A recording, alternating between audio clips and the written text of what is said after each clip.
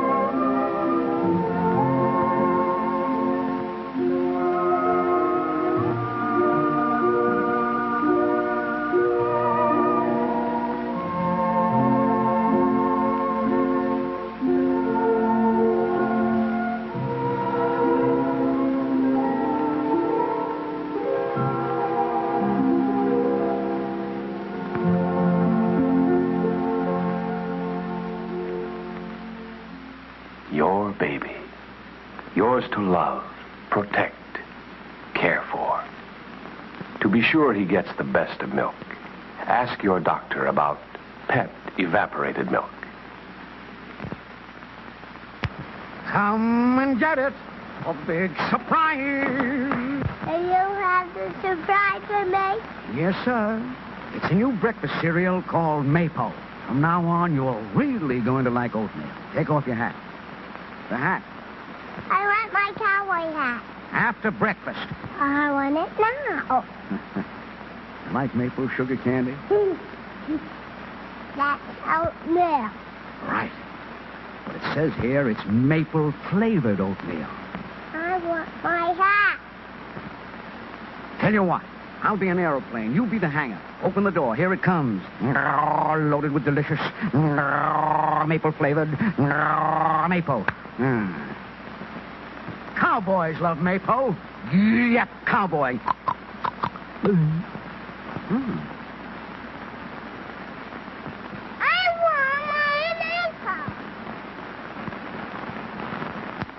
Robert Pea Soup Anderson, and here with me are the non-identical twins, Happy and Pee-wee. Hiya, soup fans everywhere. The gentlemen here are going to demonstrate how we split peas for our soup rather than crush them and lose the flavor. Yes, sir. You notice the rather intricate machinery, the pea soup, the pea sorter.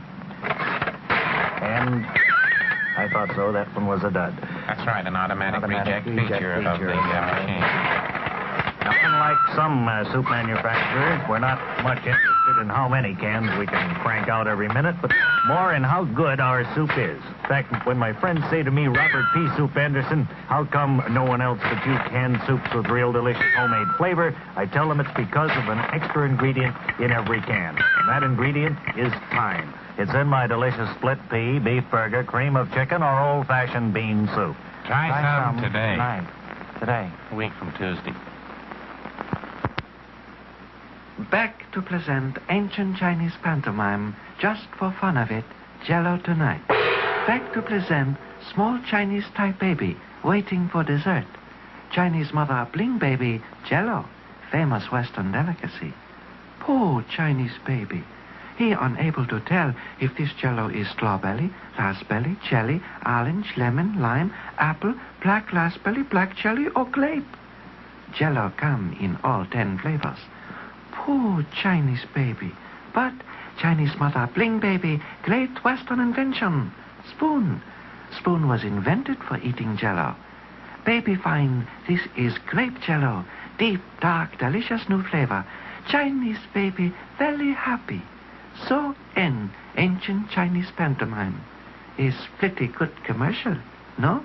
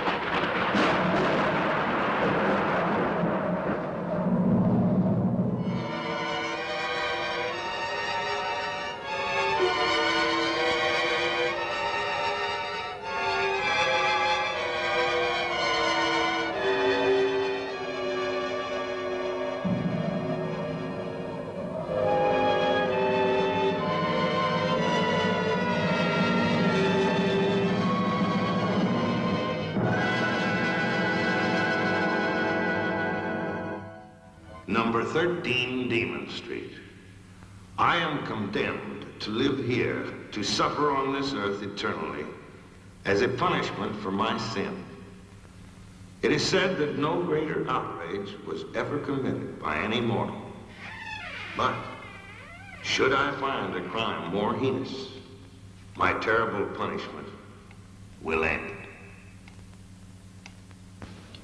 Come with me to a lonely coastal road fringing a village in Bavaria.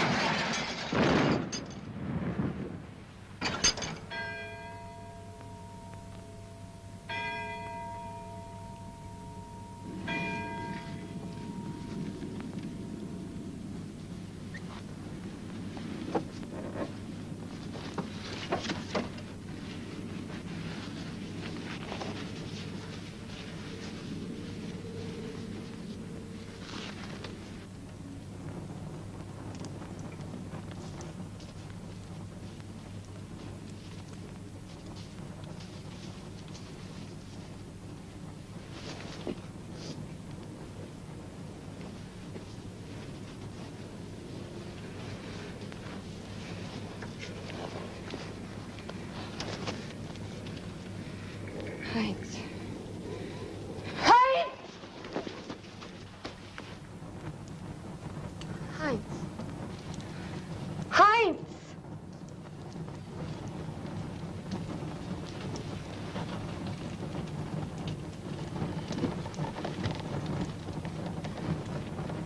My hand is caught. Help me.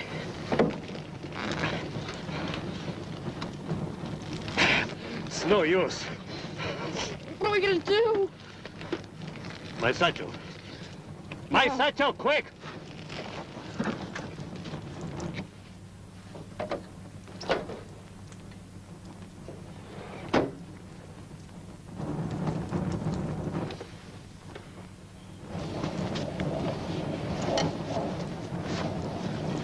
Epidemic.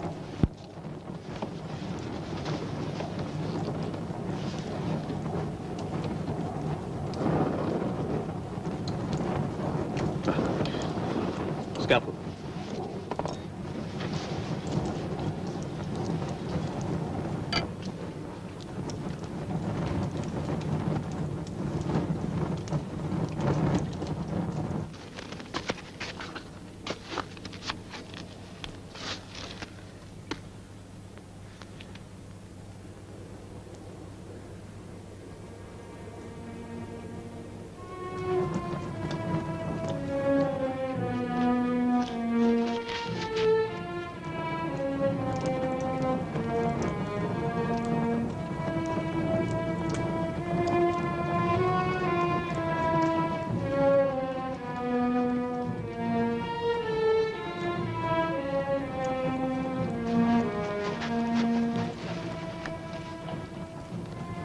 He's dead.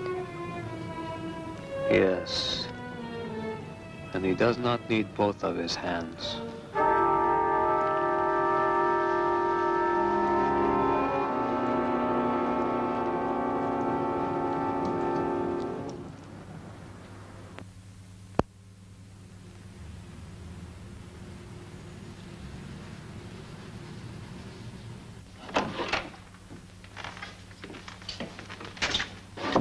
Heinz, this is Police Inspector Berg. How do you do? Oh, sorry. Please, sit down. Thank you. I must congratulate you, Dr. Schloss. Congratulate me. Mm-hmm. It's more than a miracle that you both survived and uninjured, except your broken wrist. I think I'll exhibit the wrecks at the police museum as a warning. I have here the name of the man who ran into your car. Of course, you won't have much luck with the insurance companies. Oh, well, I didn't think of that. Who was the man? Erich Münster. Münster? Yes. You must have heard of him? The psychopathic killer? He has 5 lives on his conscience. Of course, I use the word conscience advisedly. Psychopathic killer? Yes. He saved the government money by killing himself in that accident. Well, the case is closed. Goodbye. Oh, sorry again. Sorry.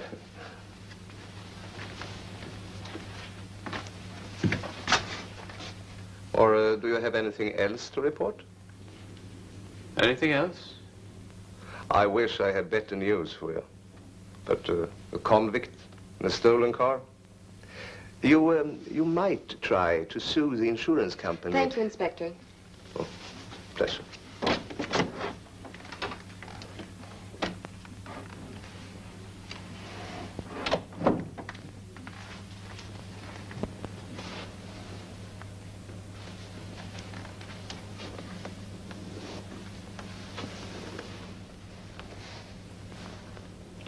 Heinz. A murderous hand. Does it make any difference whose hand it is? But it has killed.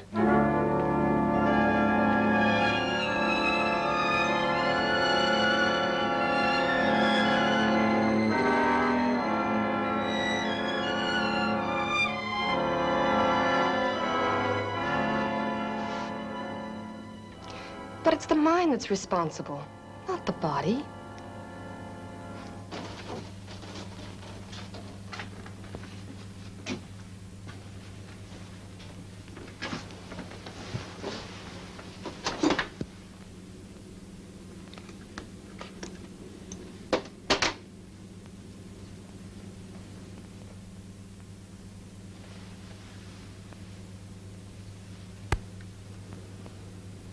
Not bad.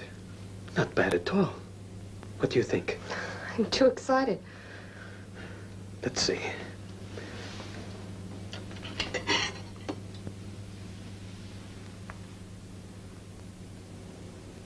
You know, I seem to have even more feeling in this hand than in the other. You must have had an extremely fine sense of touch.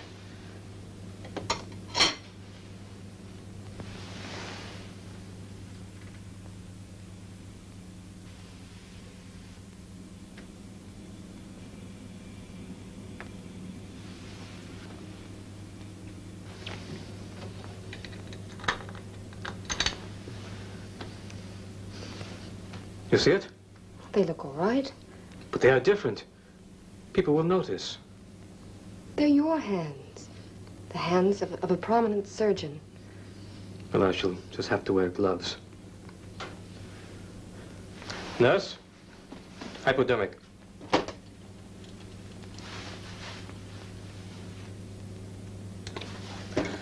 Scissors.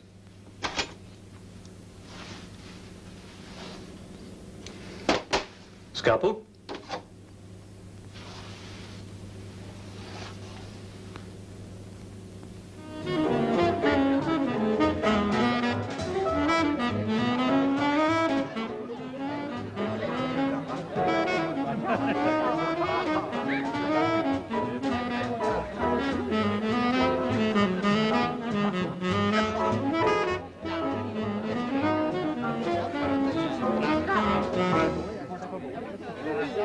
You know, it seems like ages since we've been out together.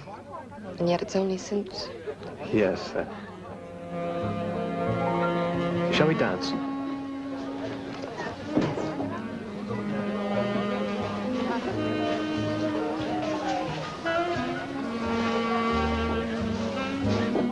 Eddie, will you marry me next week?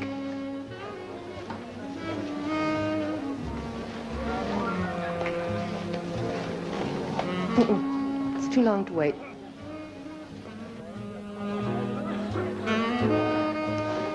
You know, I've never been so happy. To think I might have been a cripple all my life.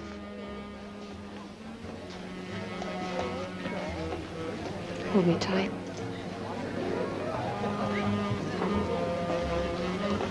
You know, I guess I was becoming extremely complacent about my success. I won't anymore. What are you doing? We're in a public place. What do you mean? Oh, stop it. What is the matter? Why did you want to hurt me? Hurt you?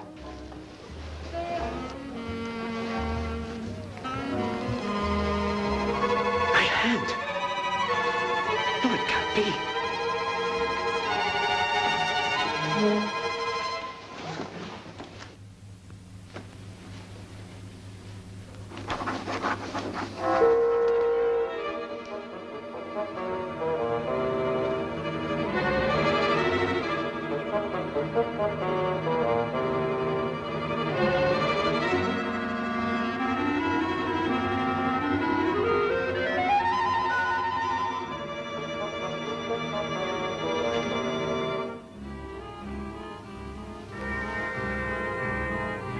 Close.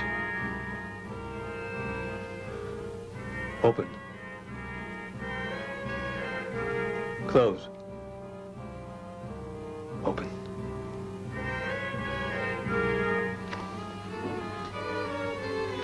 Scalpel.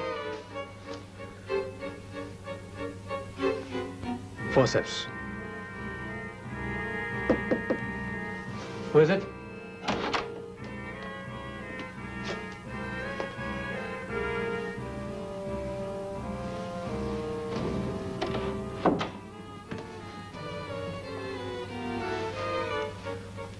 Please, leave me. Please. Get out! But why? Please, get out! What's frightening you? Go!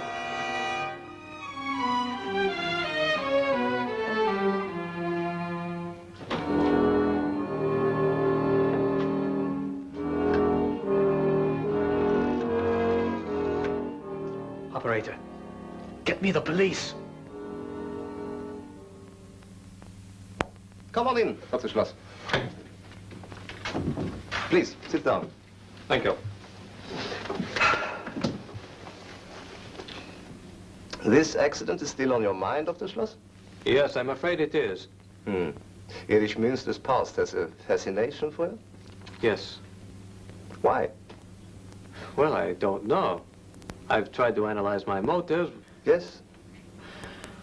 But I cannot explain them. But tell me, what was he besides being a murderer? If that man had been to a psychiatrist, he might have become as famous as you. Yes, he must have had a very fine sense of touch.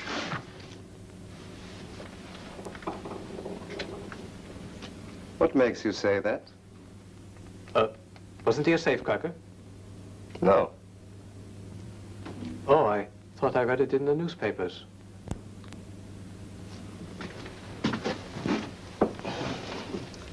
Münster hated women. All his victims were women. Who knows what kind of experiences he had as a child? You said that his victims were only women? Yes. He seems to have killed the women he loved or hated. Both emotions, so opposed, have a common root. Yeah. Well, I collected his data here. Erich Münster was born of middle-class parents. His father was a butcher, his mother always sick, and... Yes, yes. I don't want to know any more about him. Thank you very much for your trouble. No trouble at all.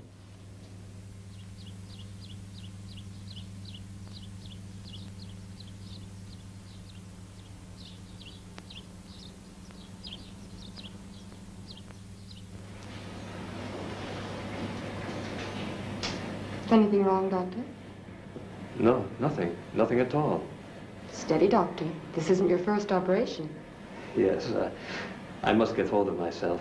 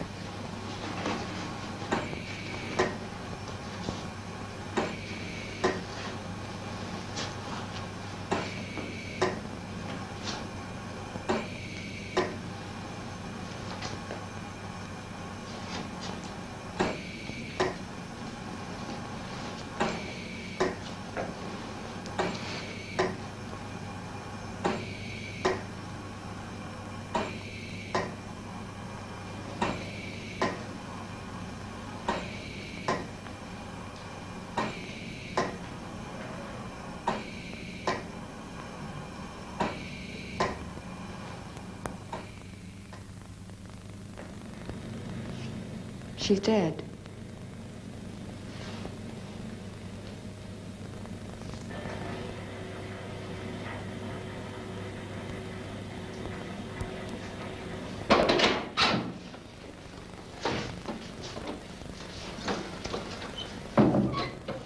It wasn't your fault. It's just that there were too many complications. If only I... It is hard to lose a patient for the first time. It couldn't be helped. Yes, perhaps you are right. Thank you.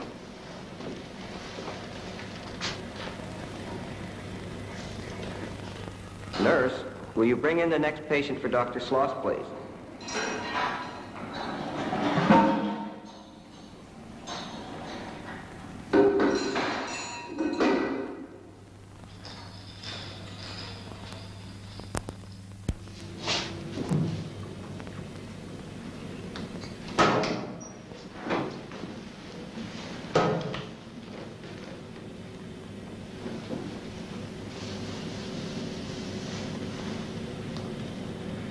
she is dead. Like the others. Why did they die?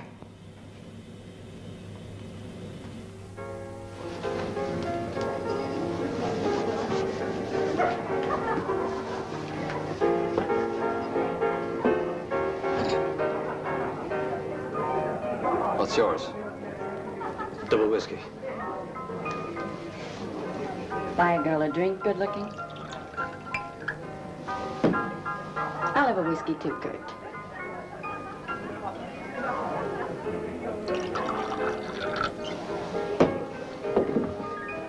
$10.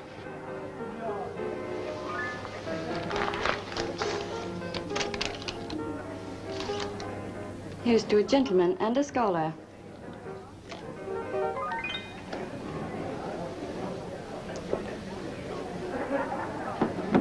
I know a place that's much more fun than this. Come on, let's get out of here. Let's go dancing.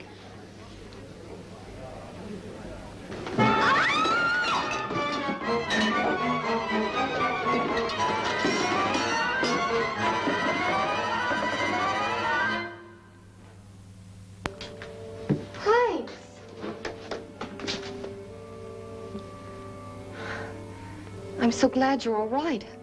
I was so worried. Eddie, please help me. You must help me. What's happened?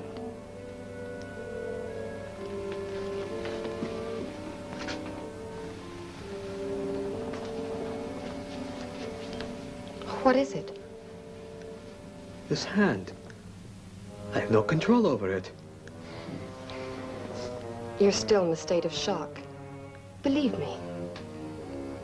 What you need is a long rest. Maybe it's just the psychological after effect of the operation. We must try to find out if the mind becomes affected after the transplantation of living tissues. This is a murderer's hand.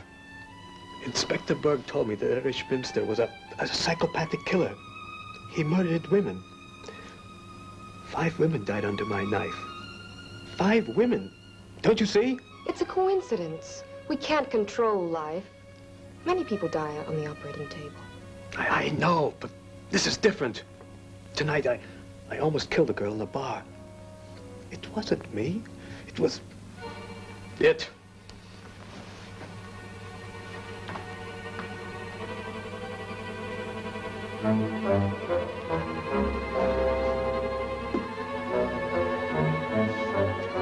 Heinz. No. You know I love you. And you love me. Don't be frightened by a nightmare. Put your arms around me. Please. And your fears will go away. Yes. Hurry. Not her. Not her.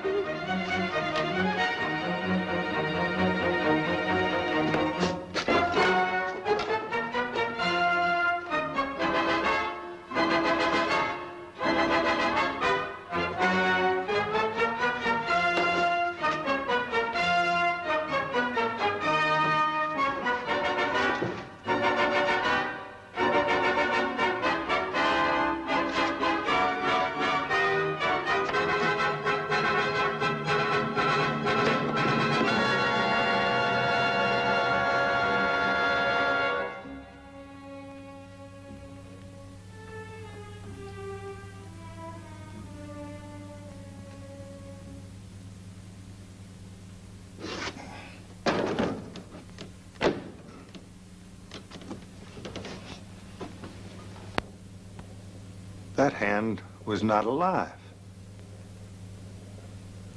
No.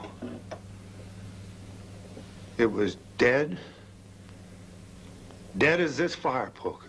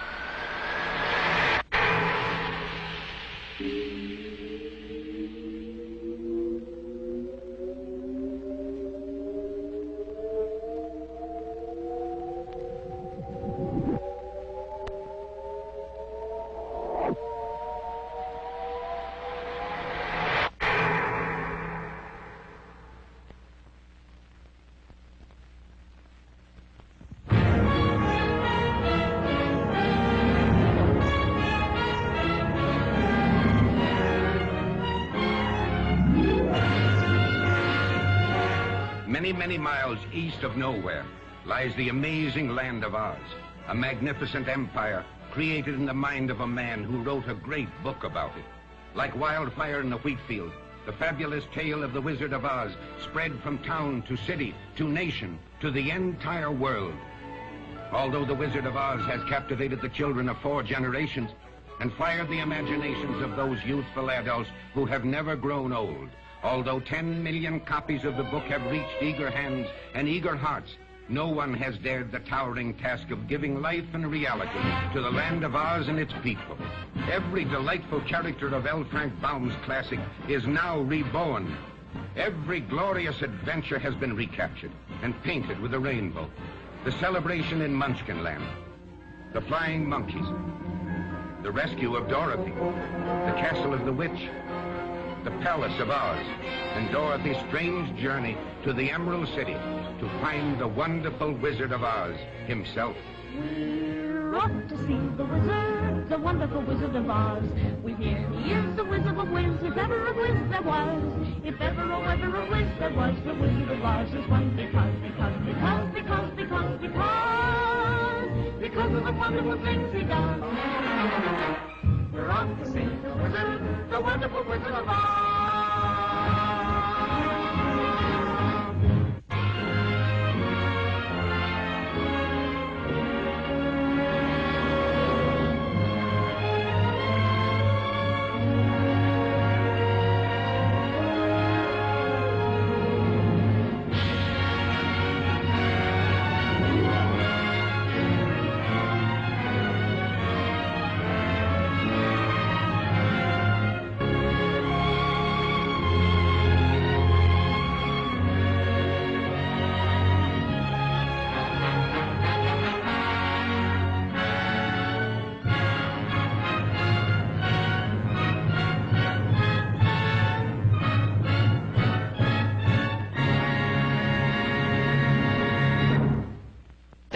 Of the paradise. He sold his soul for rock and roll. What was that? Phantom of the Paradise.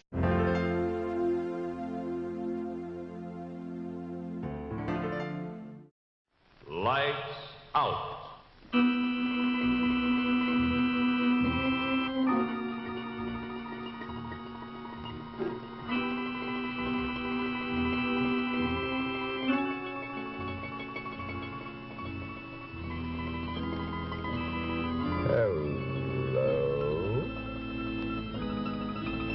Did you ever inherit anything? It is a bit of a nuisance, isn't it, sitting around a stuffy old law office while the attorney reads your old Uncle Ezra's last will and testament? Well, sometimes it's quite different.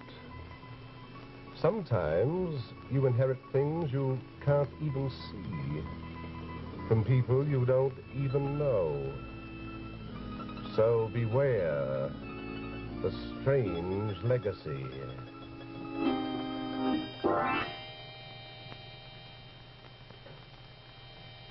Lights out.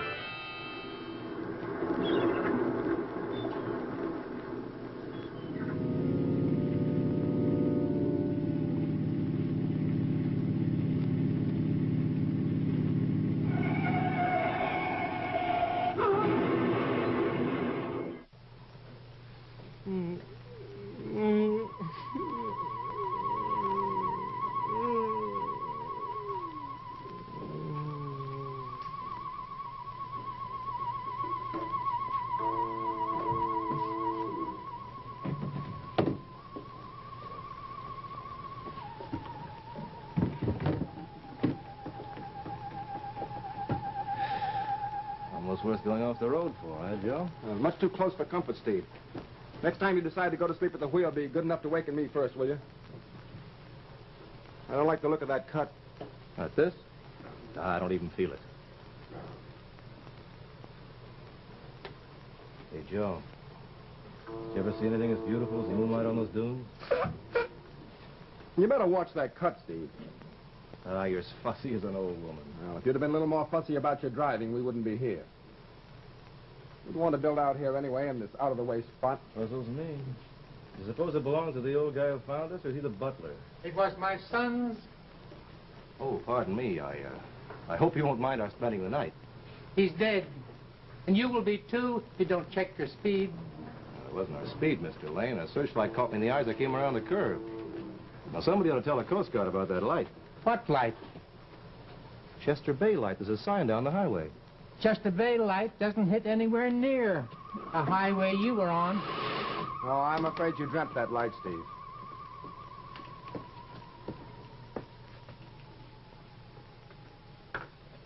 Too bad it happened tonight.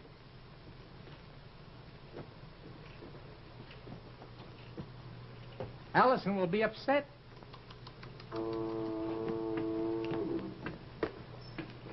Who's Allison, I wonder? Maybe she's allergic to blood. Look, it's not funny, Steve. There's something wrong here, so let's go. Hey, what do you plan to do? Sleep on the sand? We wrecked the car, remember? Oh, well, don't be so happy about it. You artists. Always suckers for atmosphere, good or bad.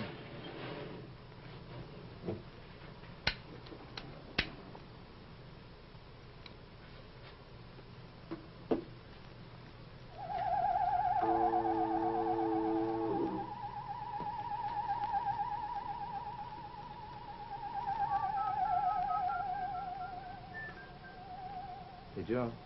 Yeah? What do you think of that? Oh. It's an original score. Well, maybe Lane's son was a composer. The old man doesn't look like one. It's not finished. I wonder why. Must have been around for a long time. It's covered with dust. Wonder where Lane's gone to now. I hope he takes his time. I'd like to explore a little. Hey, did you ever see one like that before? Yeah, unusual. It's unfinished, too. Oh, here's something else unfinished. Statue, Steve, right in your line. He's a sculptor, too, huh? You know, Joe, this is good as far as he went. I'd like to meet the man who did this. Oh, him, maybe? A flyer that explains it. Explains what? Well, nothing's finished. What a waste of talent for a man like that to be killed. What's that? Last will and testament of Christopher Lane. Poor guy. Hey, Joe, what are you doing? Yeah, what am I doing? Well, a man's will's made public after he's dead anyway. Yeah, I know, but it's none of our business. It's decent enough for the old man to let us stay at all.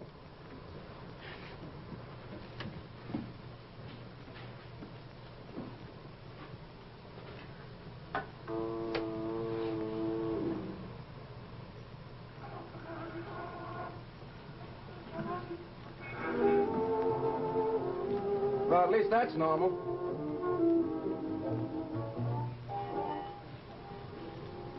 And what do you think you're doing? Oh, it looks like it needs finishing. You know, Joe, something's happening to me. I'm not sure what. You sure you feel all right, Steve? What station is that? No station. I turned the radio off. It's the same music. Yes, exactly the same. Well, who is it? It's magnificent. Where's that old man? Let's get out of here. Not until I hear the end of this. That's where it breaks off in the score, too. Oh, forget it and come on. Hello. I'm sorry I kept you waiting. Hello, I'm Joe Bishop, and this is Stephen Elliott. We had an accident at the corner. Yes, I know. And your friend hurt his head. Just scratched. A blow on the head can be awfully serious, Mr. Elliott. Perhaps you'd better sit down. Oh, it's lucky for us we found this house. Perhaps it wasn't luck. Were you playing just a moment ago? It was a beautiful thing. It was one of Christopher's. Who's Christopher? My husband. He was killed a year ago tonight. Oh, I'm sorry we had to blunder in at this time. It was Christopher's will. I've been waiting. Well, under the circumstances, Steve, I think we ought to run along. Oh, no. No, don't go. Please stay. I'd planned such a pleasant evening for us. There's been no one to talk to for so long, you know. Please stay. You must find it very lonely here, Mrs. Lane. Yes. Terribly. Then why do you stay? Sure you... But you have your music. Music and memories. Are they enough?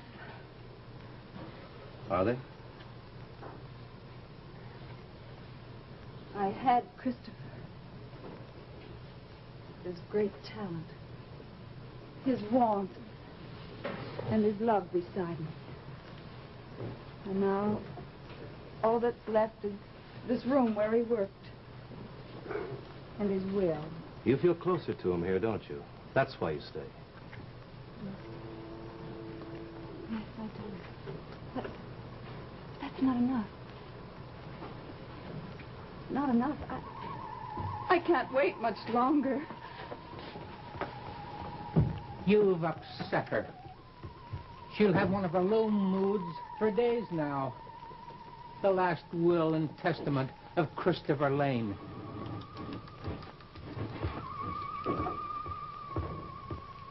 They're insane, both of them. Now let's go.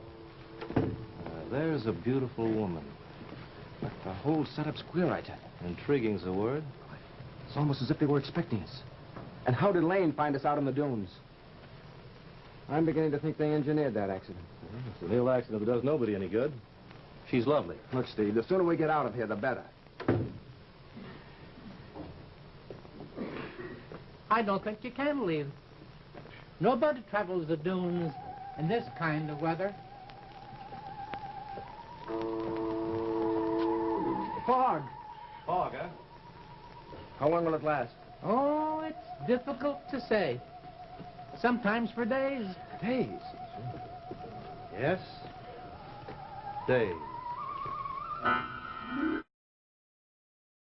Notions. It was supposed to draw fuel from the atmosphere, as plants store energy from the sun. It's an amazing idea. You must have been very talented.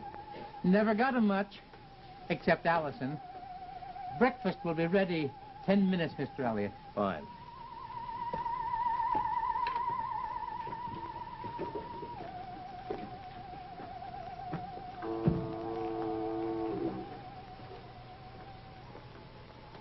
Hello, Mr. Elliot. Well, hello, Allison. Stephen, then. Please. Oh, you'd make a wonderful figure in marble. No, stone marble's too cold. Are you a sculptor? Not a well-known one, but I will be. Yeah, the power's all in there. My statue. You've been working on my statue. Oh. Just as Christopher would have done it. But now nothing's finished. The plane, the music, or the statue. The statue could be finished, Allison. If you'll pose for me. Oh, yes, Stephen, I will. It's what Christopher wants.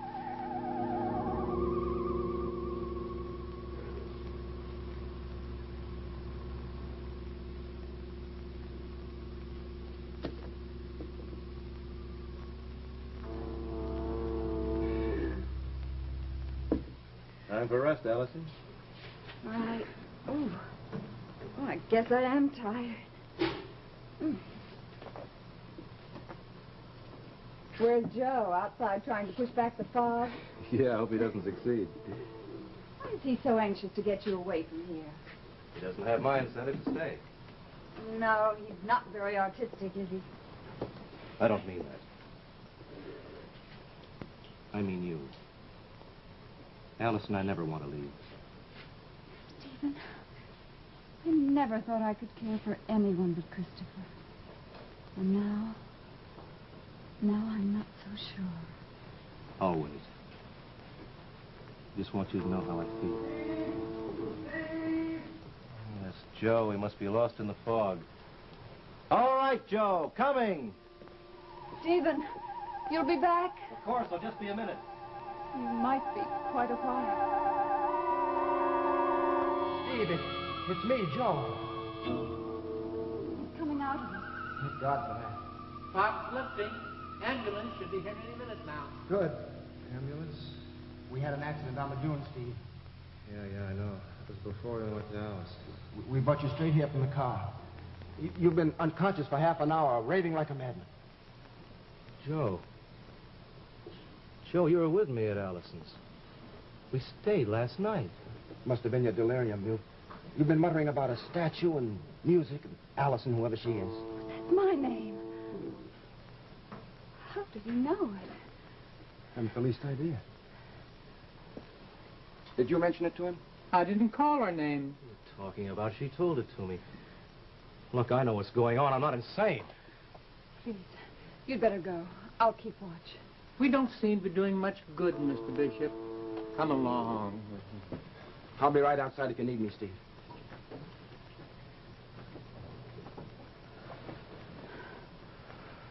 The statue. There's a statue. Let me have it. You seem to have taken quite a fancy to that statue, Mr. Elliot. You reached for it several times when you were semi-conscious. This statue's no dream. You're no dream, Allison.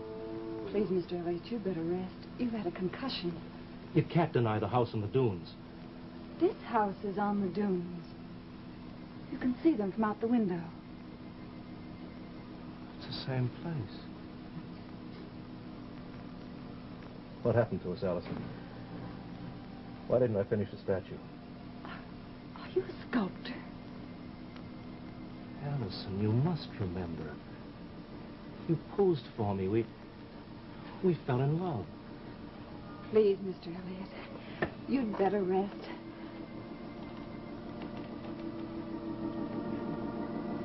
There, that's no dream. You'll remember that. Yes, I'll remember that.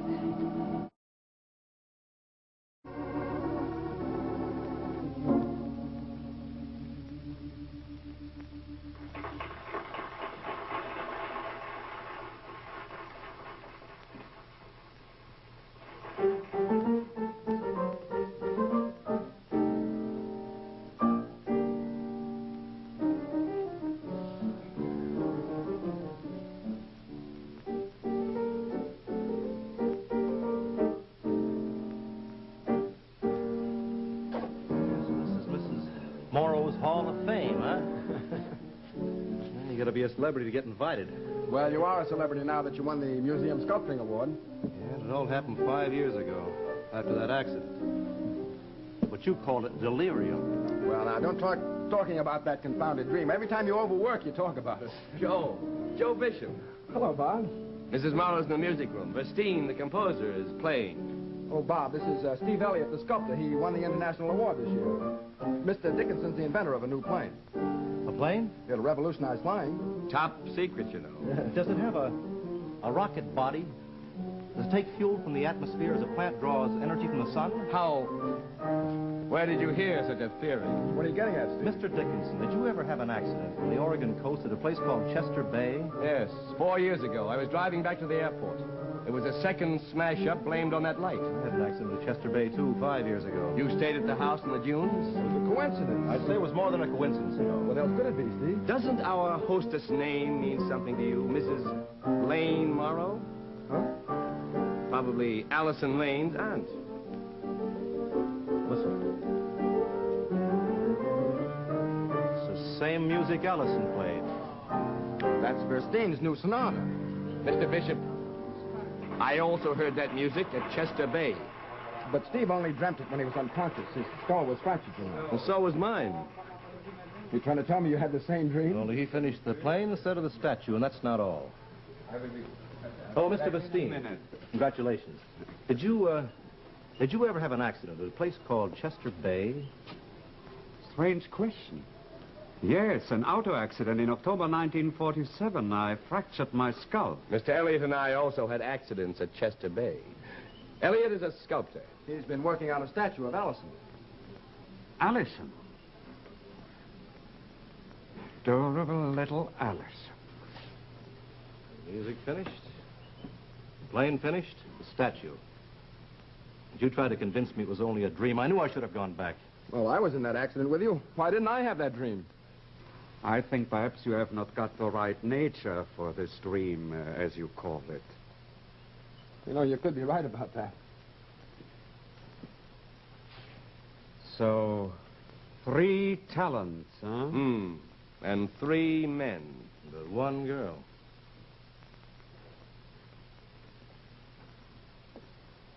I think I'll go back to Chester Bay. I think I'll drive along that road again. I'll go too.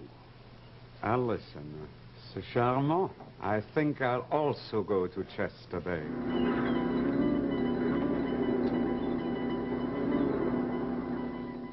Same. Everything the same. Make yourselves comfortable. I'll tell Allison you're here. Thank you, Mr. Lane. The 3 of you, all 3 of you.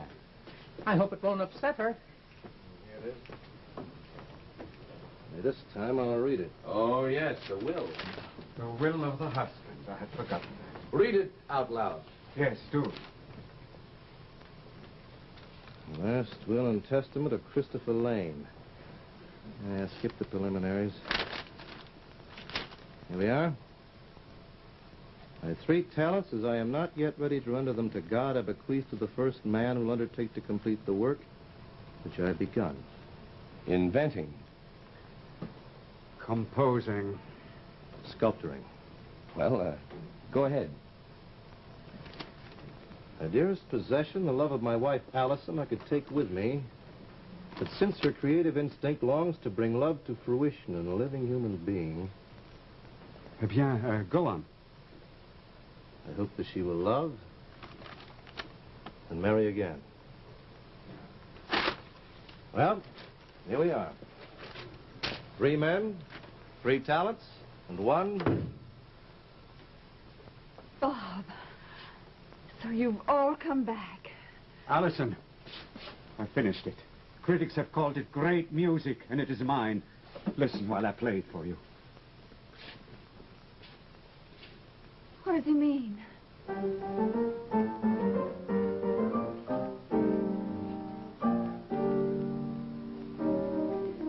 It's Christopher's music. Exactly as you would have done it. And I've completed the plane your husband started, Allison. Everyone will be flying it soon. My name will go down in history. Thank you, Bob. Just what Christopher wanted.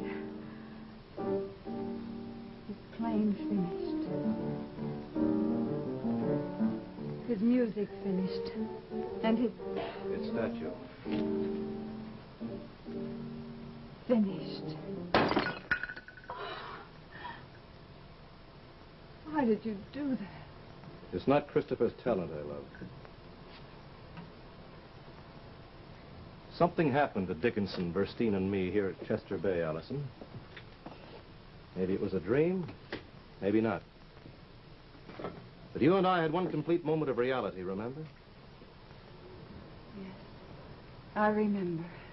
You remember the last clause of your husband's will? You read Christopher's will. It is a strange legacy, Allison. 3 talents were distributed. Only you can settle the balance of the estate. Will you, Allison?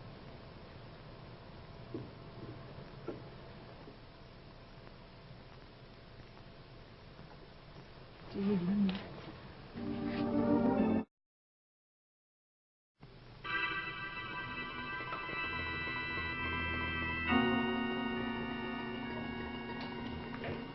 Christopher Lane, quite a lad. His last wish was to do good for his fellow men. Too bad he lost his life. We could have good use for him in the world today.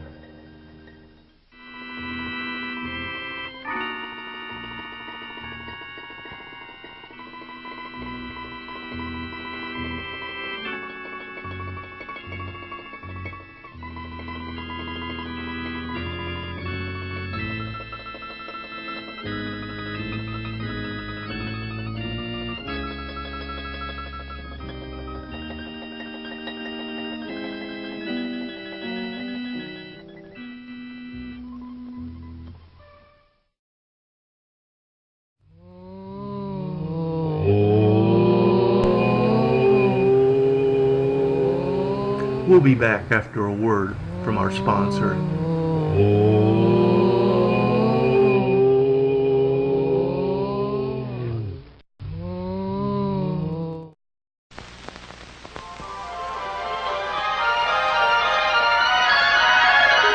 You are about to know the thrill of seeing that which has never been seen before.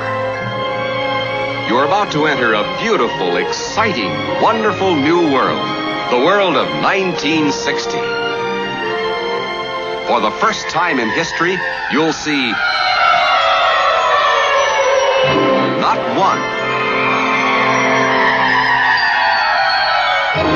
not two,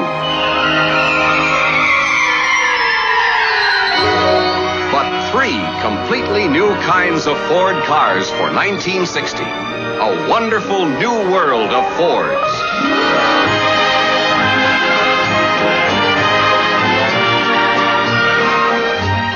First, representing the 1960 Fords, the finest Fords of a lifetime, the magnificent new Galaxy. Live a wondrous new life in the Fords of a lifetime, the finest new Fords of a lifetime, in a beautiful, wonderful new world of Fords.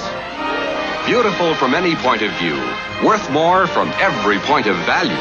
The 1960 Fords open up a whole wonderful new world of styling, elegance, and built for people comfort. And now, the world's most wanted car. Thunderbird, the finest of fine cars, the last word in Wish It Were Mine cars, the dream car of the wonderful new world of Fords. The 1960 Thunderbird. Finally, the car everyone's been waiting to see. The new size Ford, the Falcon.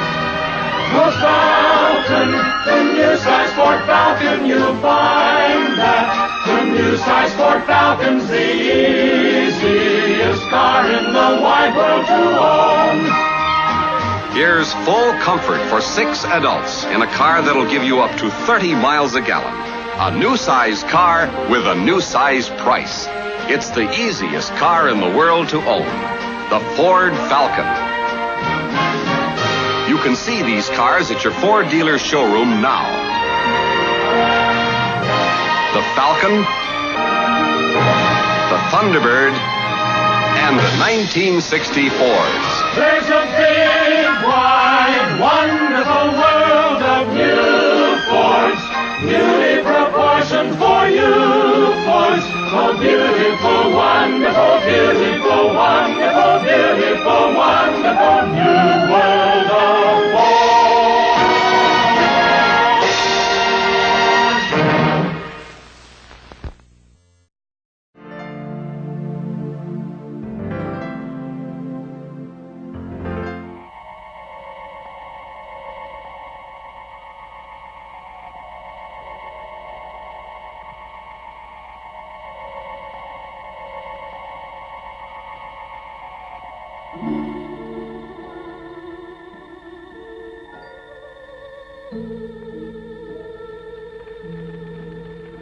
Good evening.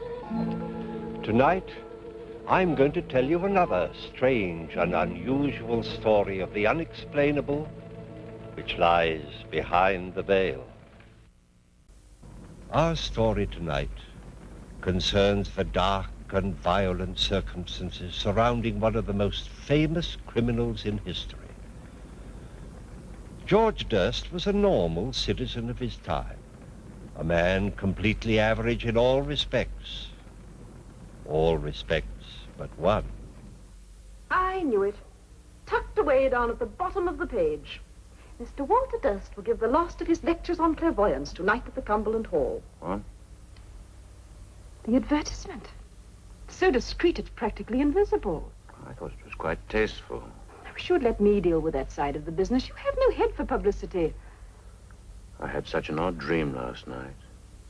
Not black horses again. I couldn't stand another funeral. It was most frightening. I wish I knew what it meant. Good heavens, they've discovered petroleum in Cheshire. Judith, please listen to me. Walter, I am sorry. I didn't realize you were so upset. Last night, Judith, Do you really believe I somehow have an ability to see into the future? Good heavens, dear, we know you do. I mean, some people are left-handed, others have perfect pitch. It's happened and you before, hasn't it? Time after time. The fire in the hotel at Bournemouth, the diphtheria epidemic. Walter, what is it? Judith, last night I saw a murder done.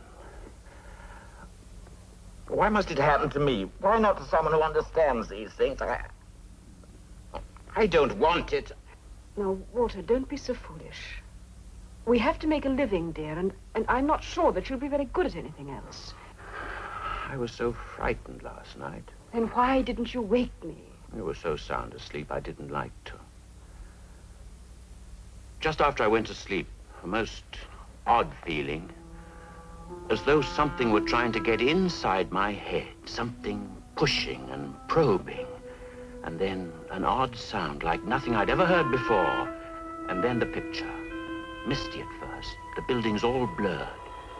And then, all at once, it came quite clear. I was walking along a darkened alley in the East End. There was no sound. I could hear nothing but my own breathing. I wanted to save the woman, and at the same time I knew I couldn't stand to see what was happening.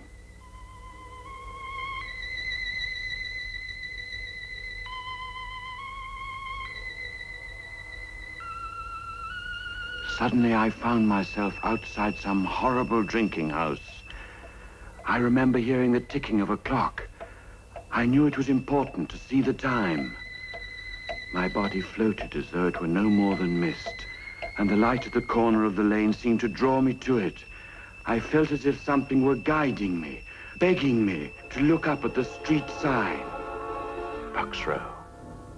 I saw it quite clearly, and yet I'd never even heard of the place before. I wish I knew what it all meant. Darling, why should it mean anything? It's probably just an ordinary old nightmare after all that lobster you had last night. No, there was such purpose to it, almost as though I'd been made to see it for some reason. In the early hours of this morning, Timothy Durrant, a cart driver, was returning to his lodgings in Whitechapel when he saw what he thought was a tarpaulin lying in the gutter. Crossed the road for a closer look, only to discover that it was a woman lying there. A lighted match revealed that her throat had been cut. The body has been identified as that of Mary Nichols, 42, a woman of unfortunate reputation, who had last been seen alive but very drunk just before 2:30. The police surgeon has stated that in addition to the throat wounds which caused death, the body had been almost completely... Does it say where it happened? Yes. The body was found in Bucks Row. The doctor also stated that, in his opinion, the crime had been committed by somebody with considerable knowledge of surgery. Yes, the surgeon's knife, the scalpel. And moreover, it was the same person who brutally murdered Martha Turner 3 weeks ago on the night of August the 7th. An inquest is being held. All the details. Walter, you've got to go to the police. The police? There can't be any motive for killing these terrible women, so the man is probably mad. Don't you see there may be more murders? More dreams. Walter, think what it would mean if you could go to the police and tell them exactly when and where the next killing would be. No, I won't have any part of it. It's nothing to do with me. Walter, that is a disgraceful attitude. The seeing of justice done isn't merely the business of the police. It's the responsibility of every member of the community. Why, it might mean the saving of countless young lives. Oh, they were hardly young. Walter, it is your duty to go to the police. All right. I suppose you're right. As usual. And, darling, think of the publicity.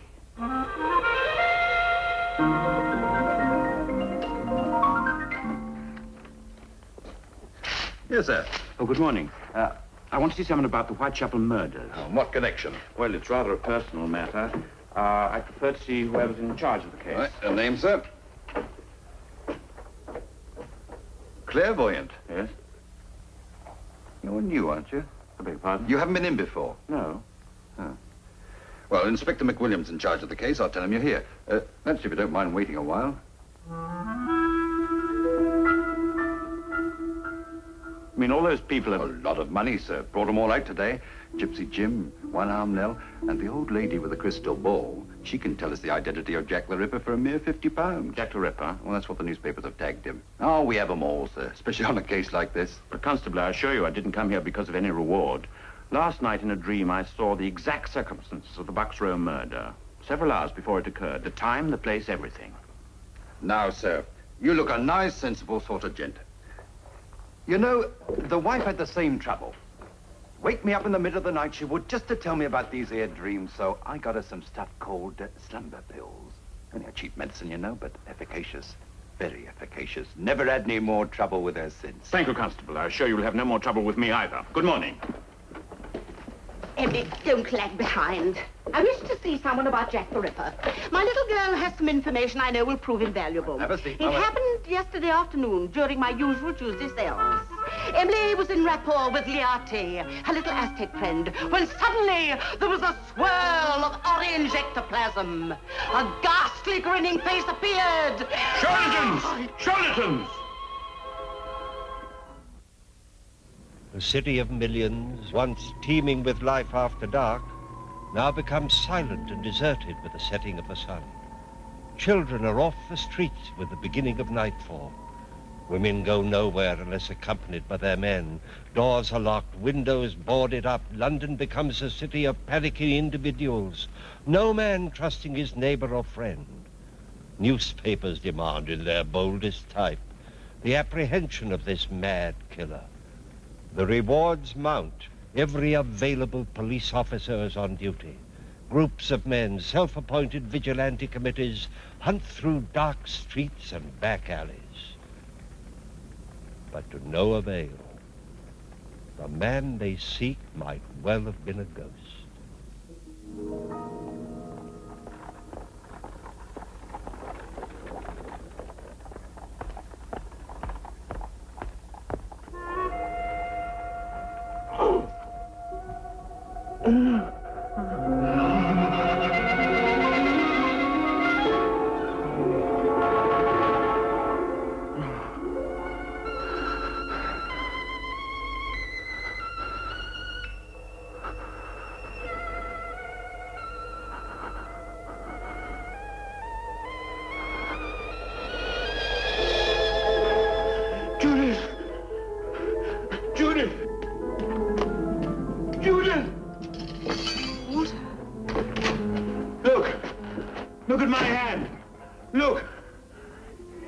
Again. Quite suddenly. I saw the body. He'd cut an ear off. It was lying in the gutter. I picked it up. You see, the blood's still on my hand. Walt. No, I won't wipe it off. They can see it at Scotland Yard. It's a manifestation. They'll have to believe me. Walter, it's your blood. You must have dug your nails into the palm. No. I saw it, though. There was a red flower in her dress. And she had a bunch of grapes. And she was still clutching the bunch of grapes. My dear, you must eat something before you go. Go? Where? Oh, no, not the police. They'd only laugh at me again. Then we'll have our dinner and they can laugh at both of us if they want to. I'm coming with you this time.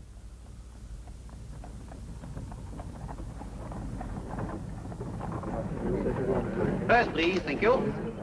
2 pennies. Yes, madam. First, please. I think I've got some pennies.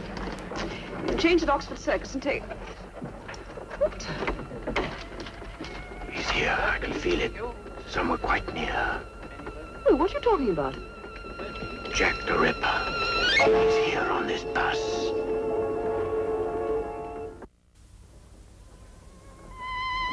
Jack the Ripper. He's here on this bus.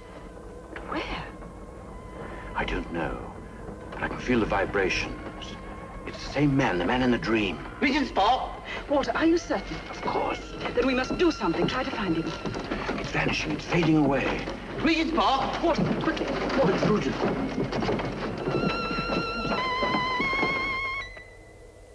No, Judith. It's madness. It's too dangerous. There, going into the park.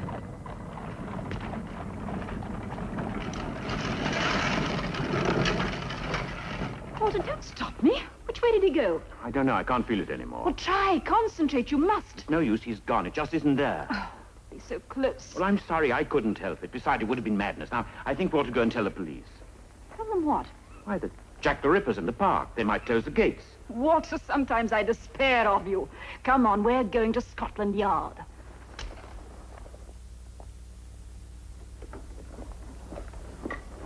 Oh, I didn't expect to see you here again, sir. I want to see Inspector McWilliam, isn't it? He's busy. We're trying to find someone called Jack the Ripper. Perhaps you've read about it. A constable. Walter, let me. Constable, today is the 30th September. It is? And it may be remembered as the day that Jack the Ripper committed his 4th murder. That is, if you just stand there and do nothing to prevent it.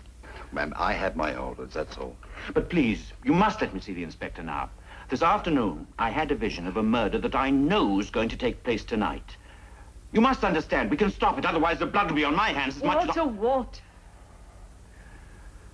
So a woman will be found dead tomorrow, with her ear severed from the head. What did you say? I saw it in the dream. The ear was lying beside her in the gutter. Constable, this way, ma'am. I'm Inspector McWilliam. What's all this about a dream? My name is Walter Durst. I'm a professional clairvoyant. Perhaps my card will do. And what did you dream? Well, I imagined I was walking along a lane in the East End. There was a woman, her throat had been cut, and the ear was lying beside her in the gutter. It's not the first time, you see. The night that Mary Nichols was killed, I saw it just as it happened. The time, the place. When did you send the note? What? The note you received this morning. Oh, I haven't sent any note. I have been here before. The constable will tell you. I'd like a specimen of your handwriting. Sit down, Mr. Durst, will you? Oh, I don't see what my handwriting's got to do with it. Please write. Well, what shall I write? Just 3 words. Dear old boss. Dear old boss. I wish you'd explain. Mr. Durst, you didn't by any chance dream the location of this murder? No, not this time, but I'm sure What do you I mean, could not this time? Well, I told you, the other dream, the night that Mary Nichols was killed. But you didn't write to us last time. I don't know what you're talking about.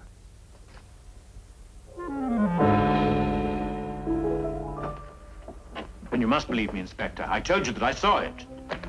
No one knew of this letter except the men in my office and the man who wrote the letter. Did you write this letter? No, I didn't write it. I didn't. Judith! Judith! You will be kept in custody until we can make further investigations in the morning. Please let me go. Don't you see what you're doing? Listen up. Come on. But the woman, I saw what he did to her. You couldn't tell it was a human face. You could save her. Perhaps I have. Please. Please let me help you. All right, Constable. Well, then, God help you.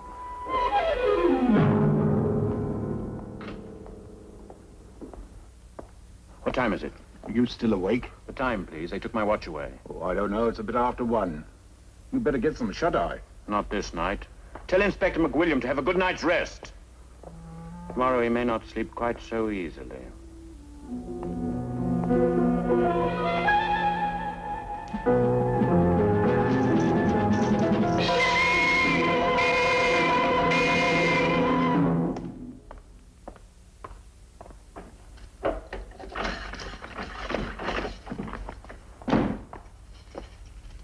All right. They want to see you at the yard. Can you hear me?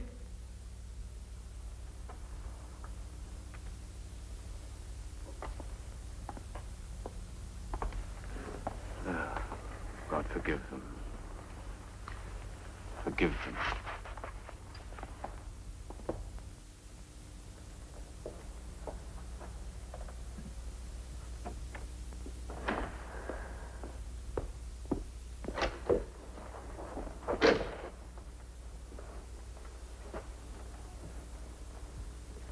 So it happened.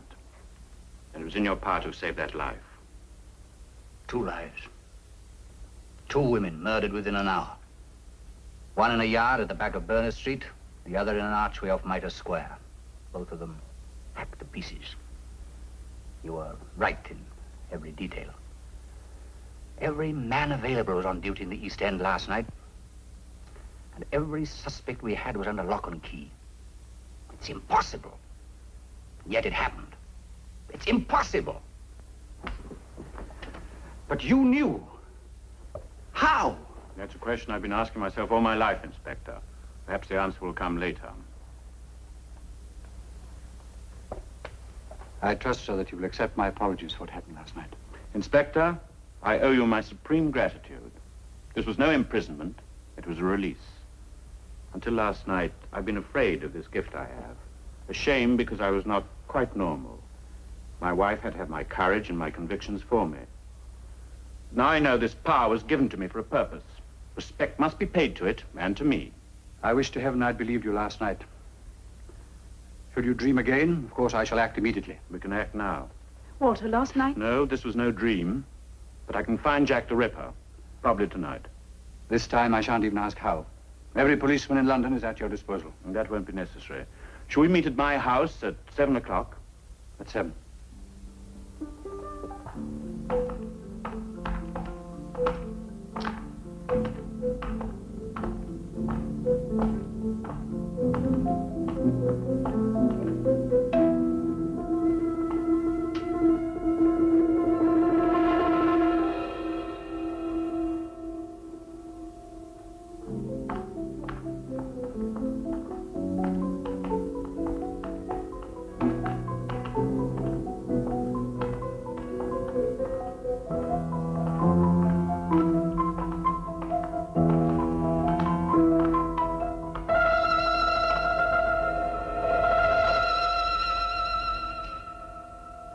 This is where the Ripper lives.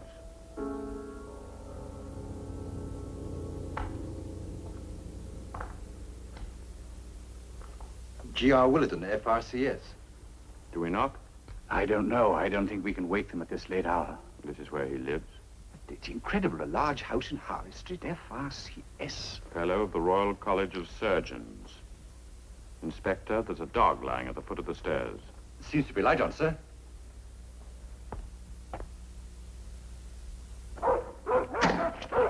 Hagen. Hagen, be quiet. Stop barking. Yes? What is it? We're from Scotland Yard. I'd like to speak to Mr. Willerton. Who is it?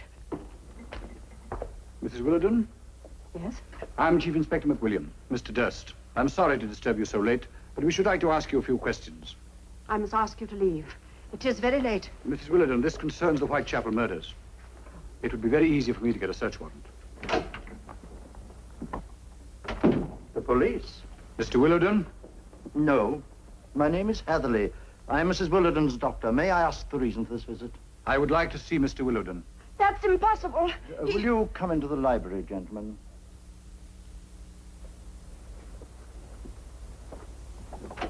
All right, Constable.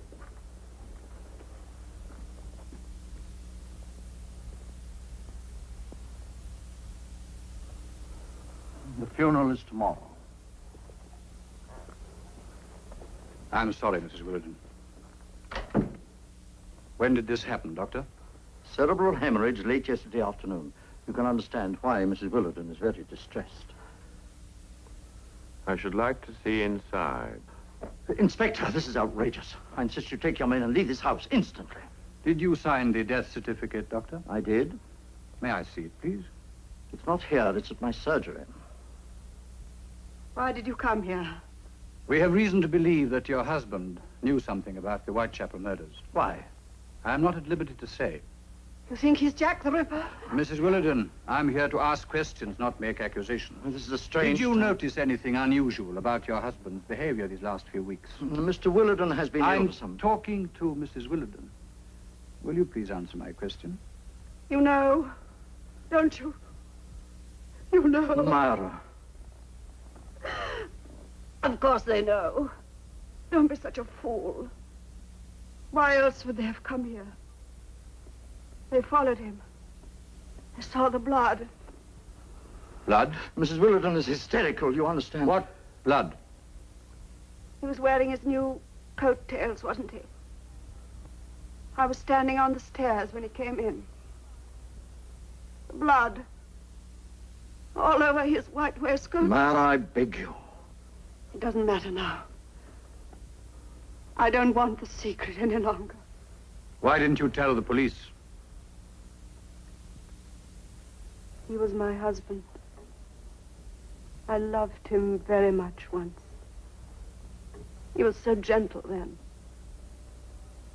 Seems quite a long time ago when he had to give up the practice. It was terrible seeing the change in him. I wonder what made him do those things. One day I heard Pagan screaming down here in the library. He wasn't allowed in here at all. When I came in, he was sitting just over there, biting at his paw. There was a hatpin right through it. He used to love the dog so much, too. And there were the bats. You know that he paid boys off the street to catch bats for him. They'd bring them in a bag to the back door. I saw once what he did with them. He dipped them in paraffin and lit them so that he could see the poor burning things go flapping round his head, and he'd clap his hands and laugh like a child. Then at night, he began to go out.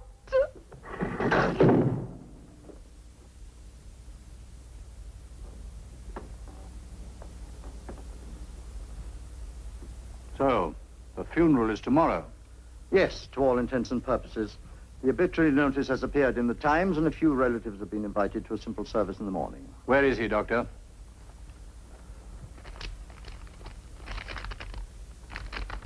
A certificate of insanity? Yes, Willardon was sent this morning to an insane asylum outside Edinburgh. May I keep this? You will find it registered and in order. You realize what this means? Yes, of course. Yes, once certified and committed to an institution, a person is beyond the jurisdiction of the courts. Not even the law can touch Willardon now.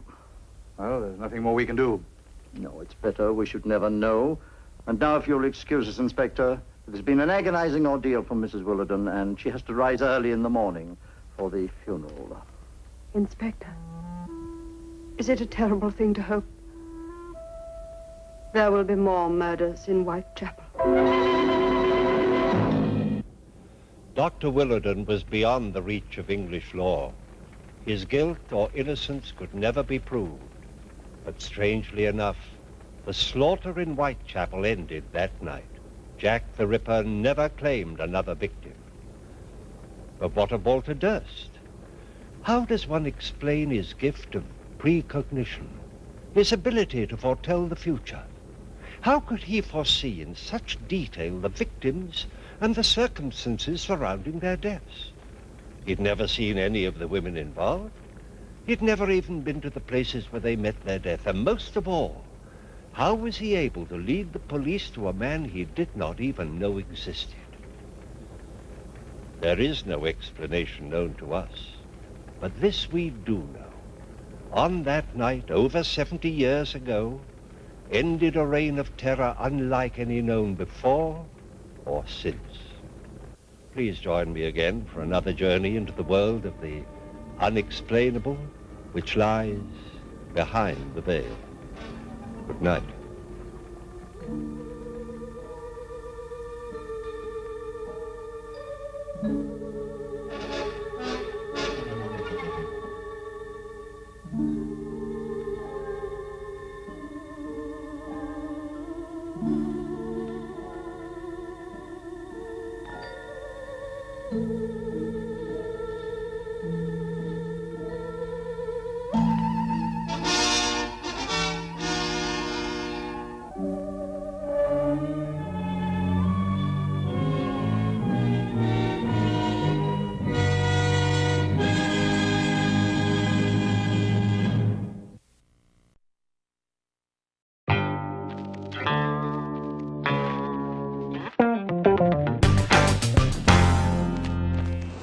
Hello, my friend, I'm Jack O'Brien. You know, in every business there has to be a leader, and the leader in the automobile business in South Florida is Municipal Auto Sales, South Florida's #1 independent car dealer.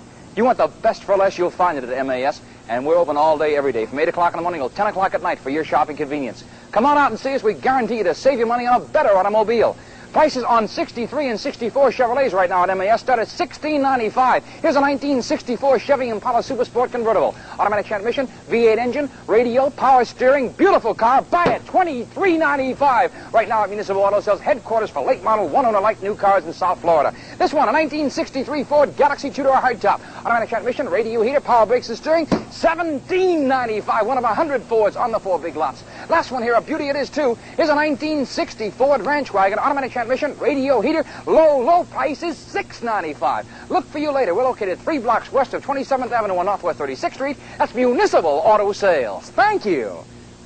Highland's going all out to celebrate your birthday. Well, it's only for a few days. Georgie, 5 to 40% off everything in every Highland store. That's a great gig, sweetheart. Now through Monday, save on a compact microwave with on-panel menu guide. Just $64 during George Washington's birthday sale. Hope to see you there, Ben. After all, a penny saved is a penny earned. And he who hesitates is lost. And a stitch in time saves 9. And never eat spinach with a stranger. A typical Friday, or is it? Caution as you enter the Fretter Zone. It's Moonlight Madness at Fretter. Friday for 12 hours only. See the savings on this General Electric portable color TV for only $148. Experience the savings on this VHS video recorder, just $167. Moonlight Madness at Fretter. Friday only from 10 a.m. to 10 p.m. Only in the Fretter Zone.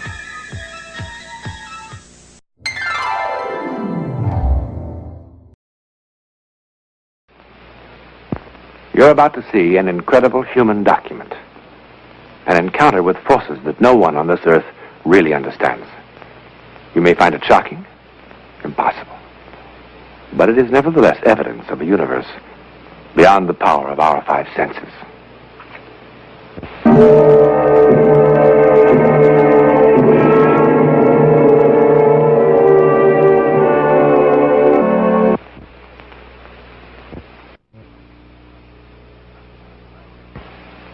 Huts just like this are found all over Mexico.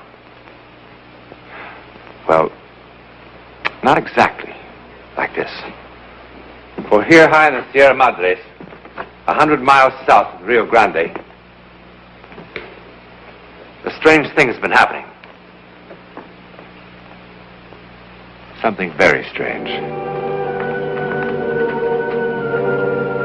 This oil painting is called La Tormenta, the storm. Quite properly, too. It will create a furor in art circles, and perhaps will become the most hotly disputed canvas in the history of modern art. The paint isn't quite dry. You see, it was just finished tonight. The artist? He died 3 years ago.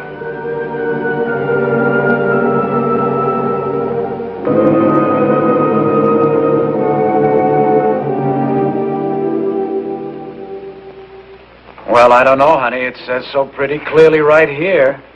Joe, I tell you, Pedro Castera couldn't have painted that picture. Well, why not? He died before it was painted. That can't be. Look, there's a signature right there. Pedro Castera. Then it's a fraud. A fraud? Look, it's the best one of the whole bunch. You know this one won a grand prize? Somebody else must have painted it. I beg your pardon, madam. I'm the curator of this museum. Did I understand you to say this picture is fraudulent? I say Pedro Castera did not paint this picture. Well, you seem very sure of that. I am. You see, my wife and Mr. Castera attended the Art Institute in Chicago together. And he died before this picture was painted. Madam, this is one of the finest examples of his work. This is not his work. Hey, Adele, for the love of Mike. Joe, I know. Pedro wanted to paint this picture, and he did a preliminary sketch of it in watercolors. I saw it. He planned to do it in oils when he got back from Korea. He said so in a letter that he wrote to me. A letter from Korea. A letter that was dated the day before he was killed in action. I still have the letter at home. I'm sorry, madam. We've kept the exhibit open a little later than usual today, so if you don't believe me, do you? No, madam, I do not. But I'm telling the truth. Adele, you heard the man. Now, come on, let's go.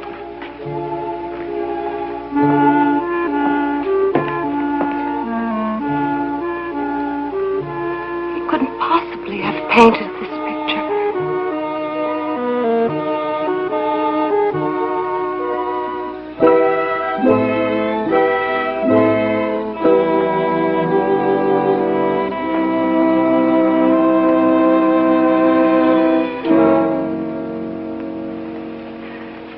Joe. Joe, darling, are you asleep? What? Huh? I wanted to know if you were asleep yet. Oh, honey, I was. Look, Joe, I'm sorry, but... Joe. Hey, honey, it's 2 o'clock in the morning. The alarm is set for 7. You feel all right? Yes, darling, I'm fine. I'm all You right. sure? Yes, I'm sure. Oh. Turn out the light and go back to sleep, huh? Joe. I'll get you a sleeping pill. Joe, I don't want a sleeping pill. I want to talk to you. Peanut butter, maybe? No, Joe, darling, please listen Sour to pickle? me. Oh, no, let's not get on Castera again. Joe, he's on my mind. I can't seem to get him out of my mind. I don't know, my nerves seem to be all... Hey. Wait a minute. Adele, were you in love with Pedro? Joe, come on. No. Seriously, were you? Oh, darling, of course not. It was just a sweet thing, that's all. Okay. Come on back to bed, huh? Oh.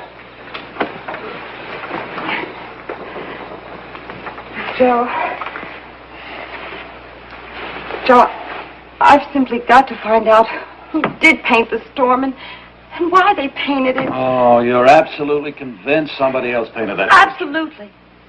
Pedro couldn't have painted it.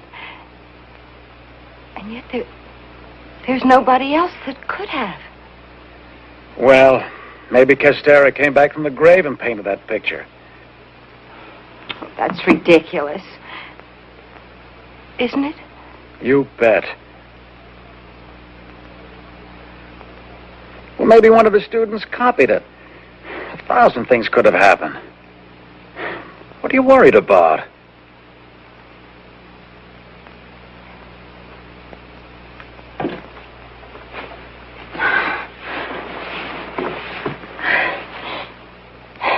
I'm sorry.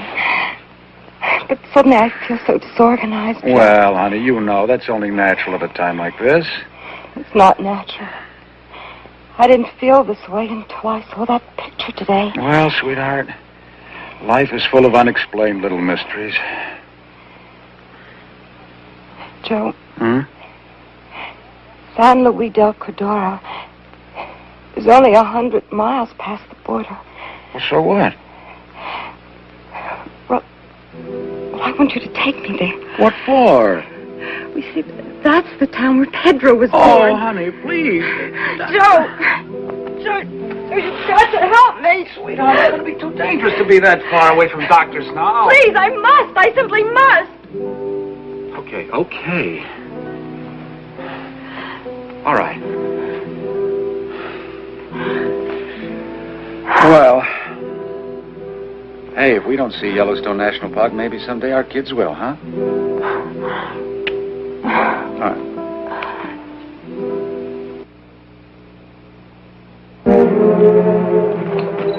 Oh, Joe, I love this place. The whole place has a sort of peaceful feel.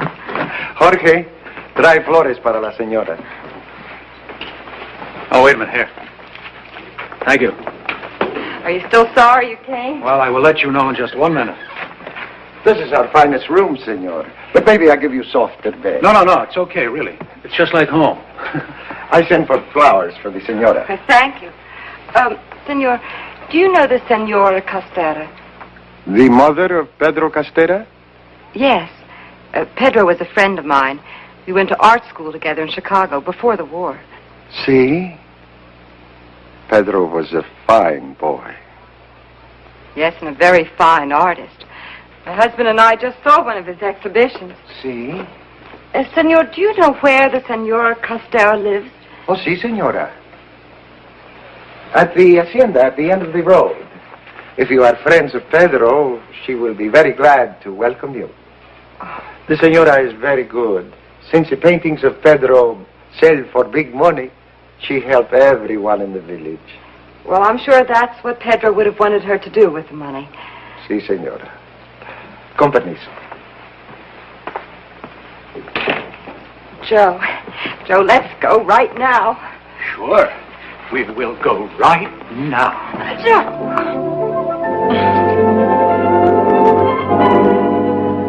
I cannot tell you how happy it makes me to meet one of my Pedro's American friends. I just hope we're not intruding, senor. Perhaps I am intruding, Margarita, on such an important occasion. Oh, no, Father. The father and I are old friends. He loved Pedro almost as much as I. See. You are an artist, too? Well, not exactly. After I finished art school, I married, and then I became a fashion illustrator. Oh. But Pedro really had the talent. The instructors at school always said that someday he would be famous. Yes. And he's very happy about it. The senora often speaks of her son as if he would... As if he were alive. Yes, it is, one of, how do you say, a fantasy of mine. I understand, senor. Pedro is an only child. My husband was a doctor. Yes, after we were married, we came to live here in San Luis del Cordero. My husband, he wanted my son to be a surgeon. He had such delicate hands. Oh, but I must not go into this.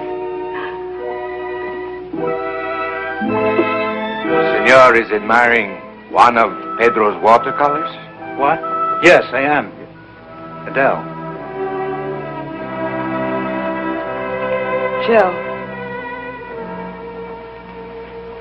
Joe, that's the picture I was talking about. Yeah, the storm.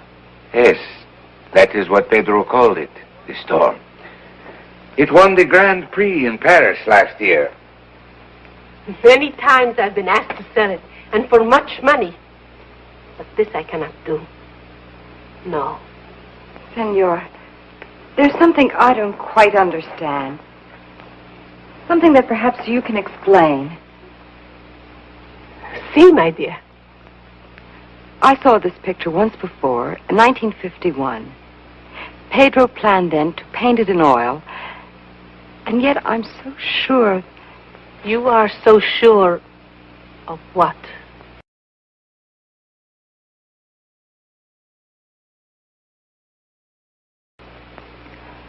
I'm sure he didn't. But you saw the oil painting. Yes, Father. And I know that Pedro planned to paint it. He said so in a letter that he wrote to me. A letter he wrote the day before he was killed in action. I am sorry to be inhospitable, but I must ask you and the senor to leave. Margarita.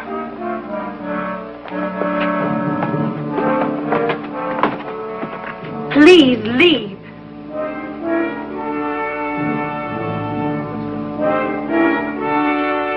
And you must never return here. Do you hear me? Never.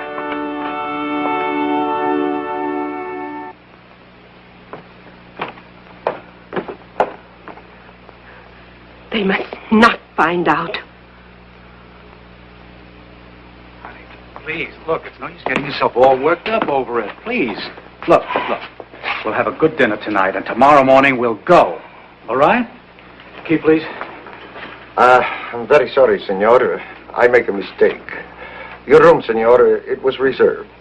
Well, give us another room. Very sorry, senor. All the rooms are reserved. All the rooms? Very sorry, senor. There is your luggage.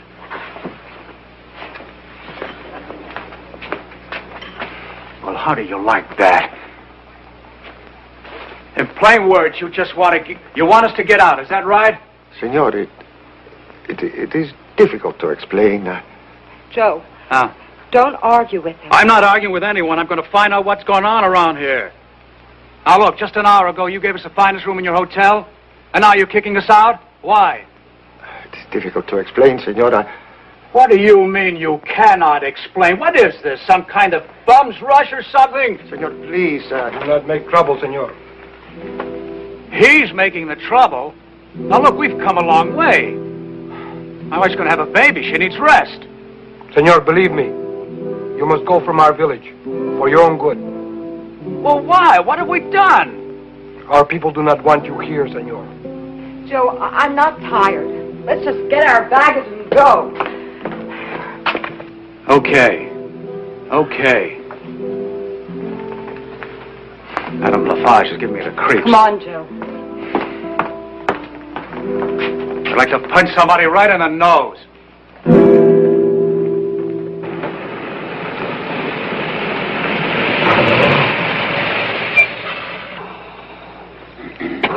What the devil's the matter with this thing?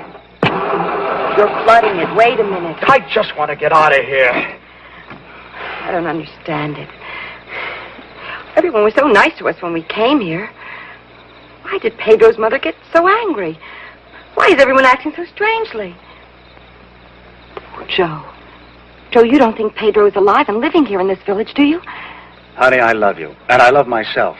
Now, there are just some questions not worth finding the answers to if it means getting your throat cut. Maybe we're out of gas. No, the tank is full. What's that? Huh? Coyote. How would you know?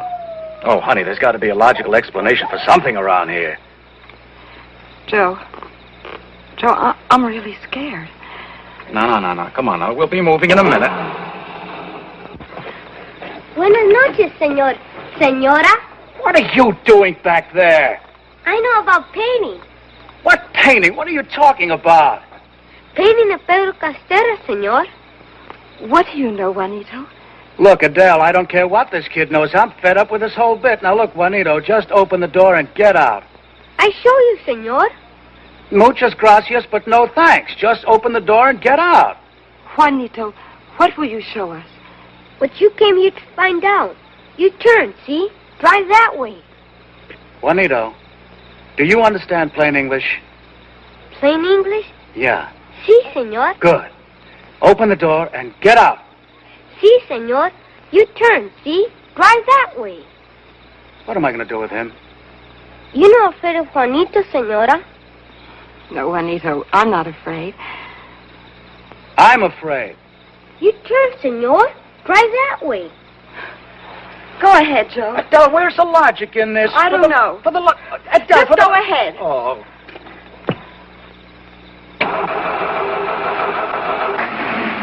Lead on, Juanito.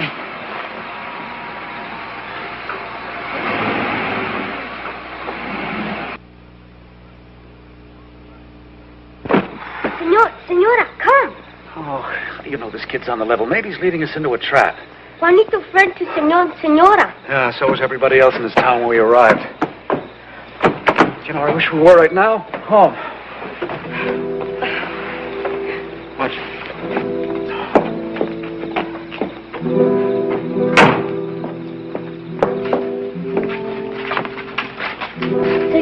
Señora, el tío, Uncle Tomás. Buenas noches, señores. Good evening, sir. Juanito, why did you bring us here? Tío, ¿les puedo enseñar? Sí, si el padre lo desea. Sí.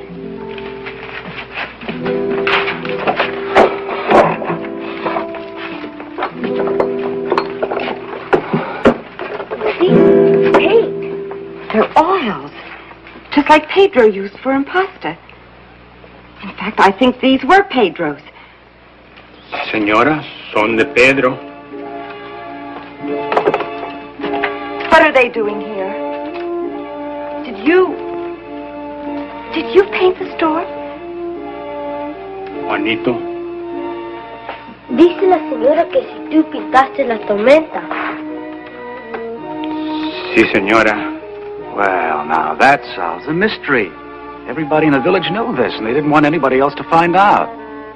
But why not? Juanito, why did your uncle sign Pedro's name to that picture? Dice la señora que por qué firmaste el nombre de Pedro en la pintura. Porque Pedro la pintó, señora. He said because Pedro, he paint picture. Oh, Adele, obviously, the man is senile. Juanito, if your uncle had signed it himself, he would be rich and famous. Sí, señora. But then why didn't he? Buenas noches, Tomás. Buenas noches, padre. Señor, señora. Ve, padre, los hice venir. Sí, Juanito, sí. Gracias, gracias. I asked Juanito to bring you here because I feel when you go back to your country, you cannot forget what has happened in our village. Oh, you bet your life we won't. And you would go to the institute and newspapers and ask questions. And soon, everybody would ask questions. I'm afraid you're right, Father. This I did not want. You see, Pedro Castera is beloved in our village. He did good work here, and his good work continues to live after him. My people wish to protect him. Can you understand? Yes, but I don't understand this. If Juanito's uncle painted a picture that won a Grand Prix in Paris, why wasn't the fact made known to the public? Yes. And why were we thrown out of town? Les digo, Tomás? Sí, padre. Si usted gusta. 3 years ago, Pedro Castera came to Tomás in a dream.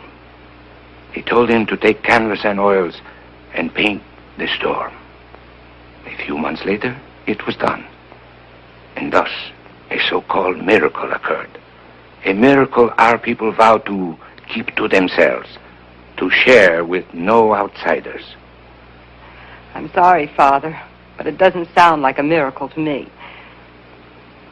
Tomás, Senora, has never painted a picture in his whole life before. Obviously, he has a great deal of natural talent. And he certainly had enough time to study Pedro's style. Such things have happened before in the art world. Now, Adele, look, if the people in this town want to believe it was a miracle, let them. Say, what about you, Father? Do you believe it was a miracle? I cannot say, Senor. I will let you decide for yourselves.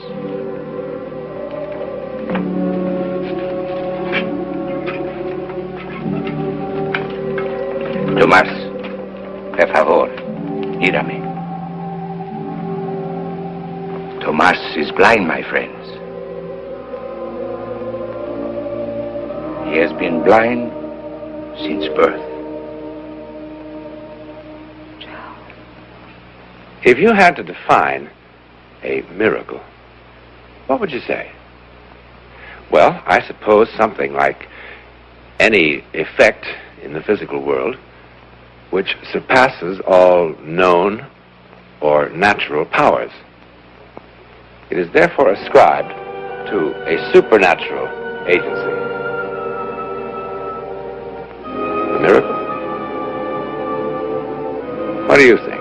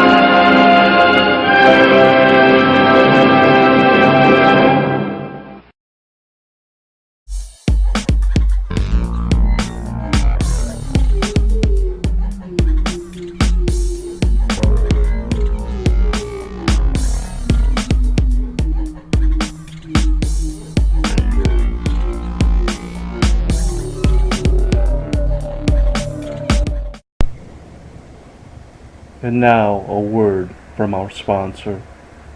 We'll be right back. Folks, meet my new helper, Denby Belvedere. Where's the leak? Where's the leak? Denby, be serious. Yes, boss. Now, Denby, for openers, you got to make sure the Belvedere customer is satisfied with good workmanship, good materials, good supervision, and good salesmanship. Is that clear? Yes, sir. But most important, the thing to remember is that for 30 years we've been saying, we do good work. Right. We do good work. Call now. Tyler Reed, 7100. Good work, son. It just runs in the family.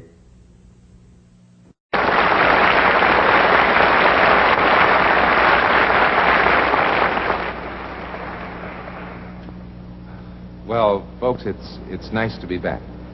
It really is. And while I'm sure you've been seeing lots of Buicks on the highways this summer, I'd like to show you one on your screen tonight for a very special reason. And here it is, the most exciting, eye-catching example of Buick's striking new styling, the panoramic windshield. Even in a year when everything about a Buick is new, this basic change in windshield design still stands as Buick's greatest departure from the past. To appreciate this, folks, please realize that in the whole history of automobile design, there have been only 2 other changes in windshields.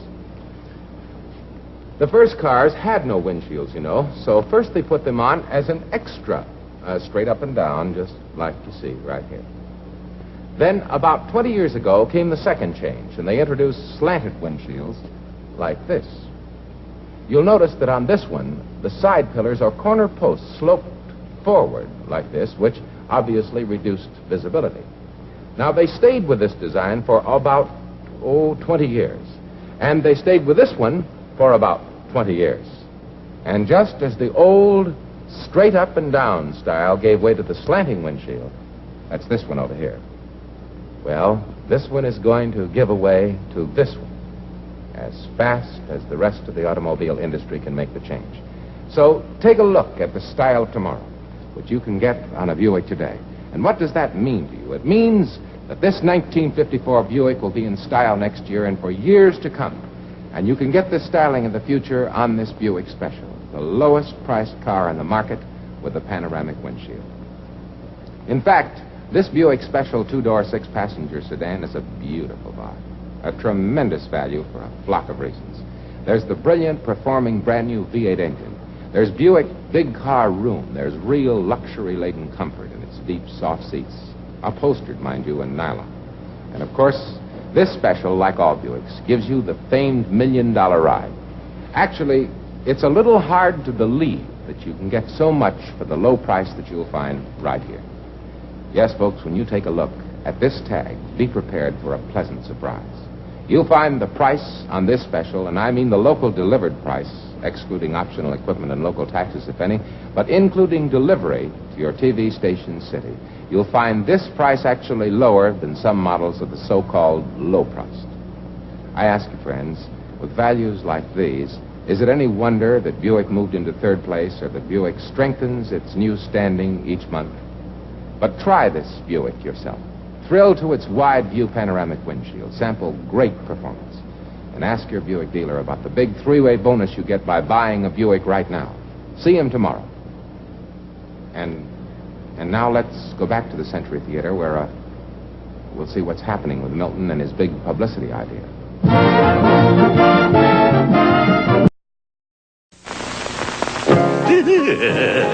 Everybody ready?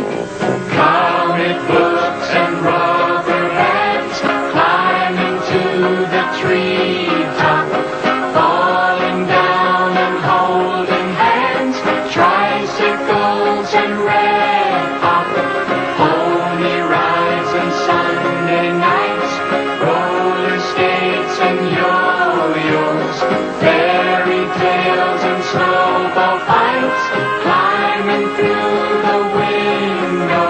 Remember when you were a kid? Well, part of you still is, and that's why we make Play-Doh.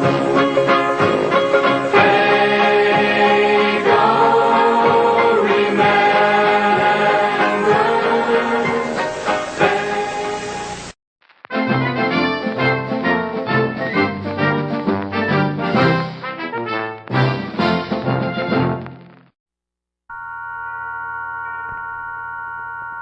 And now, Suspense.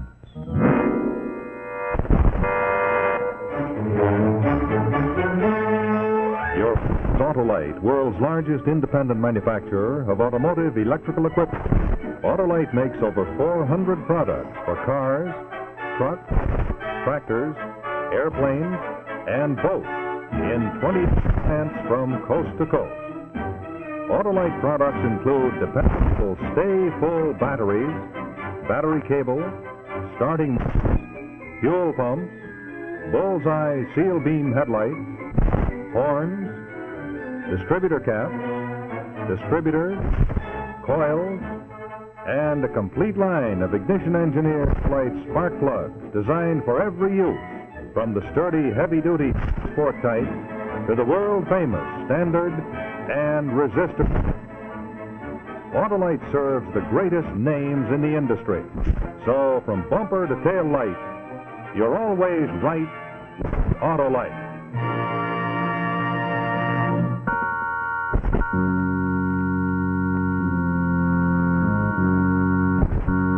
And now, Autolite and its 90,000 dealers everywhere present Suspense.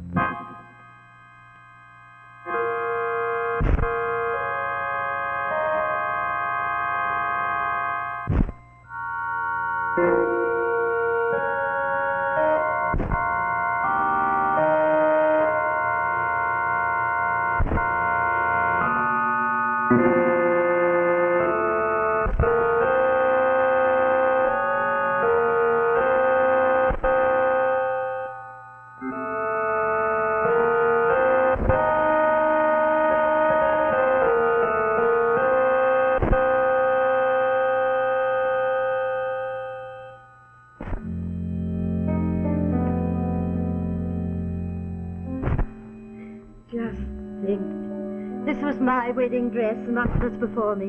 And soon it's to be Alexis.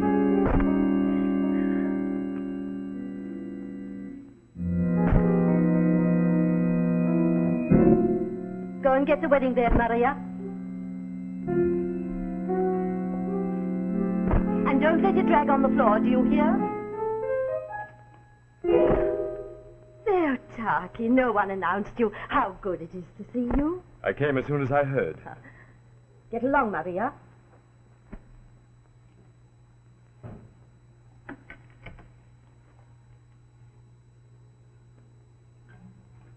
Is it true?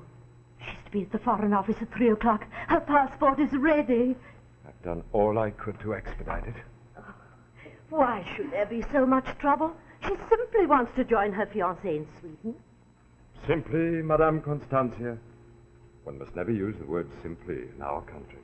She still has to be passed by the security police. Oh, Taki, couldn't you, as a member of this horrible communist government... Couldn't you help her to get by them? I already have, as much as I dare. They may let her get out. Oh, please. Please, God. You know, I don't trust anyone anymore. Not even you, old friend. A good prescription for survival here nowadays. Trust no one. And now, if you'll excuse me, I'll see how things are going with her at the security office. Long live our leader.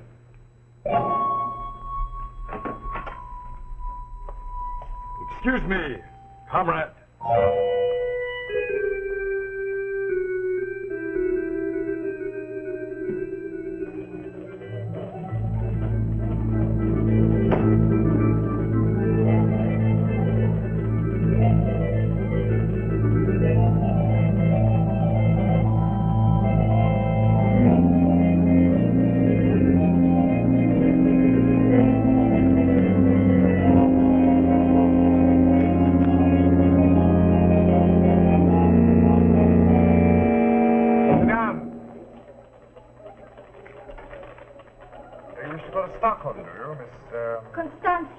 Constantia. I've already been given permission, Your Excellency. Final permission rests with me. The security police must pass on all travelers. I know that, sir. What I meant to say that just now a passport has been issued to me. Let me see it. And you'll notice that the Swedish government has requested that you'll extend any courtesy possible to the fiancé of... It's written there. Yes, I can read. Any courtesy possible to the fiancé of Lars Anderson? He used to work for the Swedish Foreign Office in Budapest. I met him at the garden party. Very romantic, I'm sure. Why should you want to marry this foreigner? Because I love him. What sort of a reason is that? What about your duty to the fatherland? Well, I shall work for mutual understanding when I get abroad, Your Excellency. I shall never forget my own country. You, have all the answers? Who rehearsed you in this? Why, no one. This is what I believe.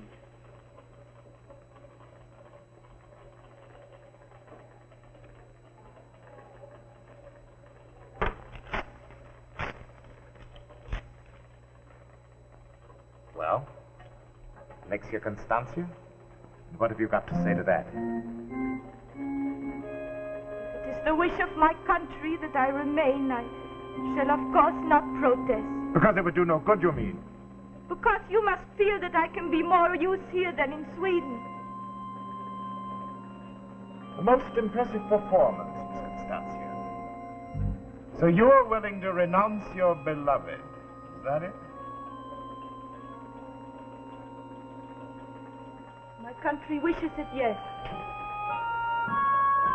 Alexia Constantia, you're the sort of patriot we want circulating abroad. My congratulations, you have passed our test. You may go. Your passport will be delivered to your house in the morning. Good luck. Thank you, sir.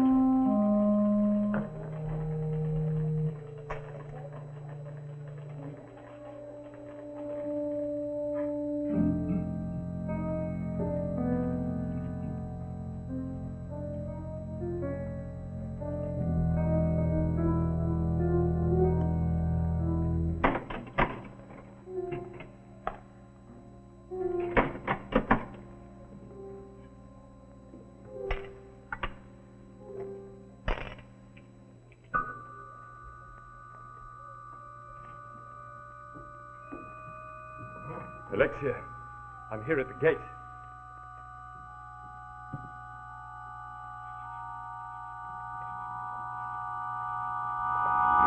What are you doing here? I've just received information that the Soviet army is about to send a great deal of new equipment into Manchuria. What do you want me to do? Tomorrow you leave for Sweden. You're to take a message with you. Haven't I done enough for the underground? I'm going to Sweden to be married. If I weren't so desperate, do you think I'd involve you? Here. This paper is my farewell gift to you. Memorize it, learn it by heart. It contains the name of these so-called volunteers, the number of the volunteers that are being sent into Manchuria, the number of tanks, planes, and so on. It's imperative that the forces of the United Nations know this. And there's no other way for them to get this information except through you. Is this why you worked so hard to get me my passport? Well, you didn't think that I was interested only in your romance, did you? I'm sorry, Alexia. This is the last service we shall demand of you. I shall carry your message. You'll be stopped at every frontier. I'll try to help you in every way. But you must promise to be careful. I'll be careful. What's the matter? You worried? About me? I'm taking a desperate chance using you. A woman in love. Is that so desperate? A woman in love is the most vulnerable thing alive. Forgetful, possessed by happiness, she ceases to bother about details. But for your sake, and for our sake, be careful. Learn this by heart. Then burn it. Crush the ashes. And when you get to Stockholm, to the address that's written down here, recite your lesson. What's that? I heard something. Go. Go quickly.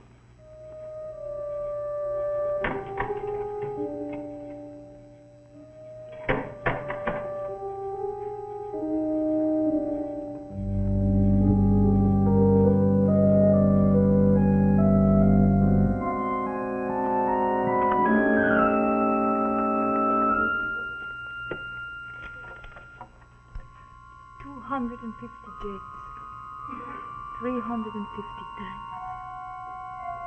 250 jets. 350 times.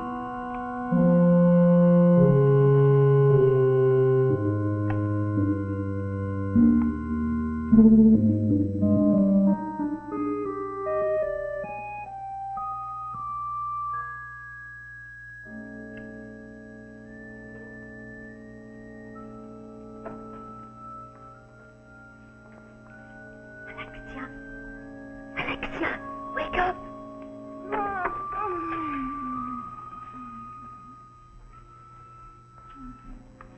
Your coffee.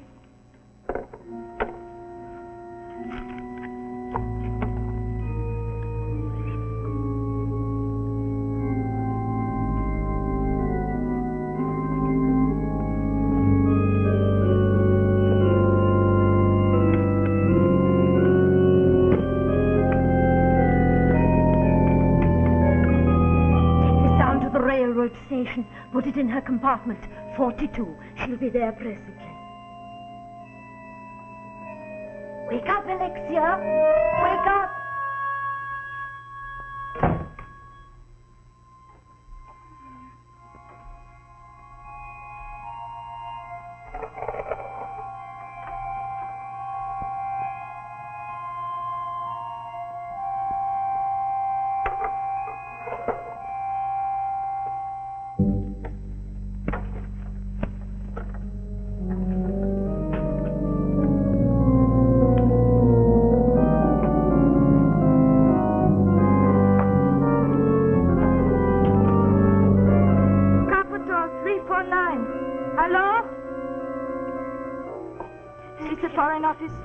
Your passport is here. We must be going soon. Just a moment. I'll be there in a moment, Mama.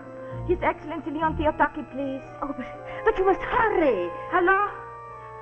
This is Alexia. I called to say goodbye and to tell you that your very nice farewell gift has disappeared. Alexia, you will be late, dear. Yes. Can you help me? Thank you. Thank you.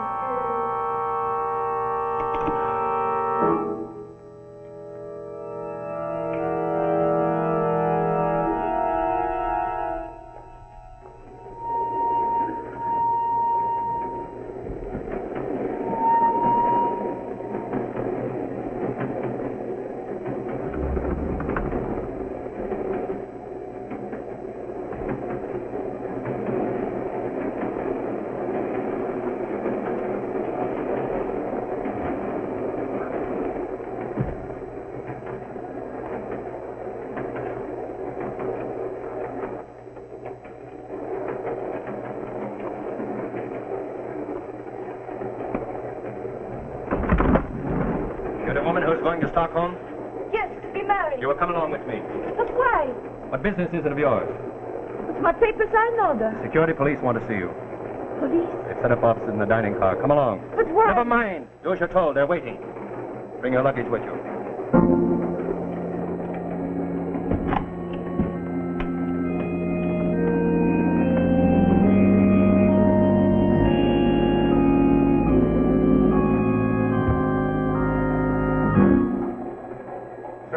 Young love once again. This way, please.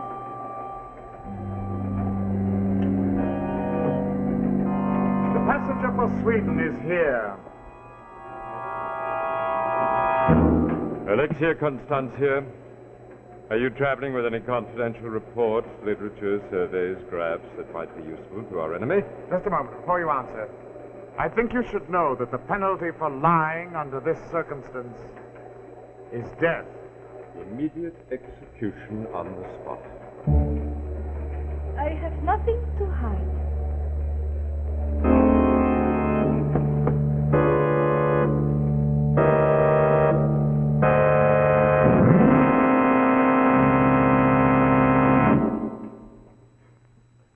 Good evening. This is Rex Marshall for Autolite. We'll get back to our suspense story in just a moment. While we take this brief intermission, I'd like to tell you a little story myself, if I may. It's what you might call the inside story of a spark plug, and how the spark that's produced right here by the electrical system of your automobile gives life and power to your car's engine. Incidentally, at normal driving speeds, those sparks can occur as often as 1,000 times per minute in a single spark plug. So I guess you'll agree with me that it's a mighty busy place in there. Well, let me tell you something about it. To begin with, a spark is divided into two parts. Now, from here up to here, the electrical system of your car is building up sufficient voltage to bridge the spark plug gap.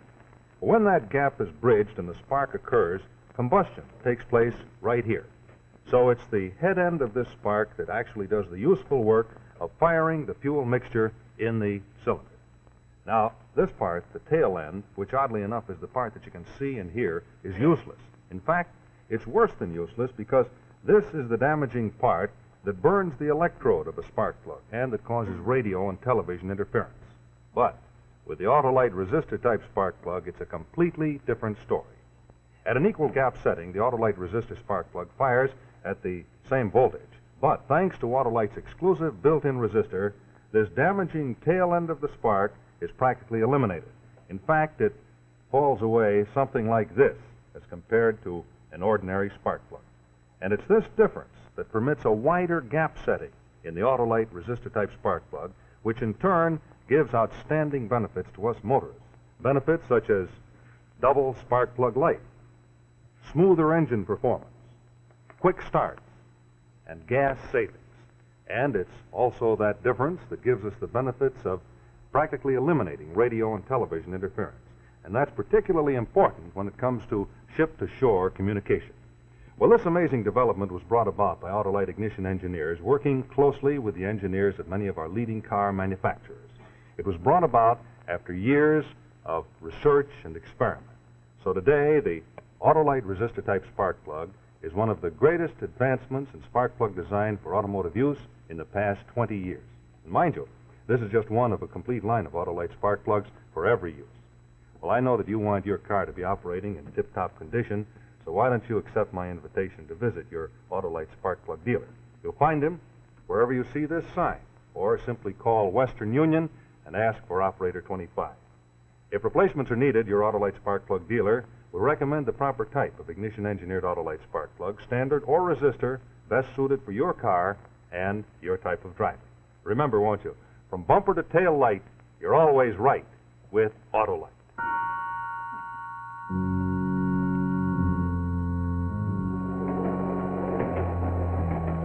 And now, the second act of Woman in Love, starring Arnold Moss with Gabby Rogers.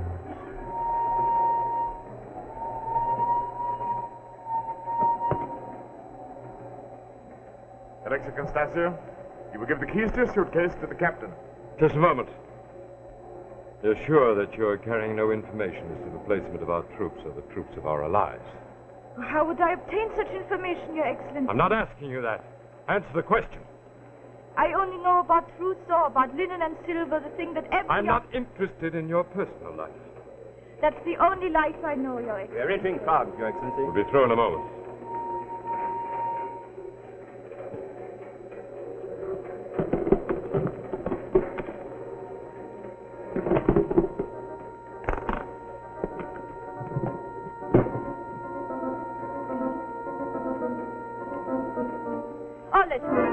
You may rip my wedding dress. Oh, nonsense. Let the captain proceed with his job. For heaven's sake, Gulko, there's no harm in letting the girl take a wedding dress out of the suitcases. There, go ahead. Thank you.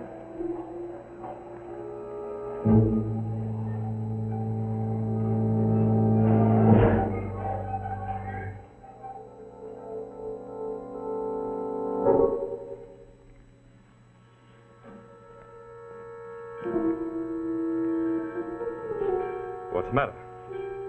Why don't you finish looking through the suitcase? Allow me to hold those things for you, Your Excellency. Well, thank you. It's no effort. After all, I'm an old bachelor, you know. Alexia Constantia, everything is clear. You may put your dress back in the suitcase, my lovely bride. Thank you, sir. Oh, Your Excellency, do you mind if I put those things in first? I want to put my wedding dress on top so it won't wrinkle. What is it, Your Excellency? Nothing.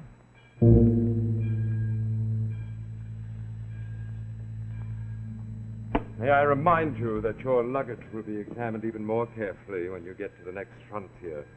When you leave Czechoslovakia, that is. Why not? I have nothing to hide, as you yourself just saw. Colonel, we're behind schedule. If she's been cleared.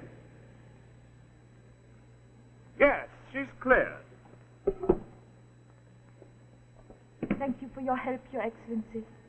It's always a great pleasure to help a young woman in love, although I never trust them.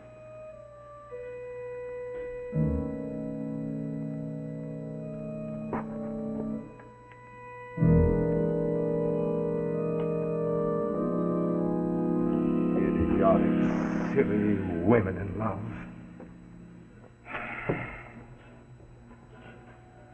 What are you writing? Routine report. Give it to me. What's the meaning of this? I'm your superior officer. Where, Your Excellency? You've been under surveillance for some time. I'm acting under orders from your own office. I'm sorry. Let me see that note.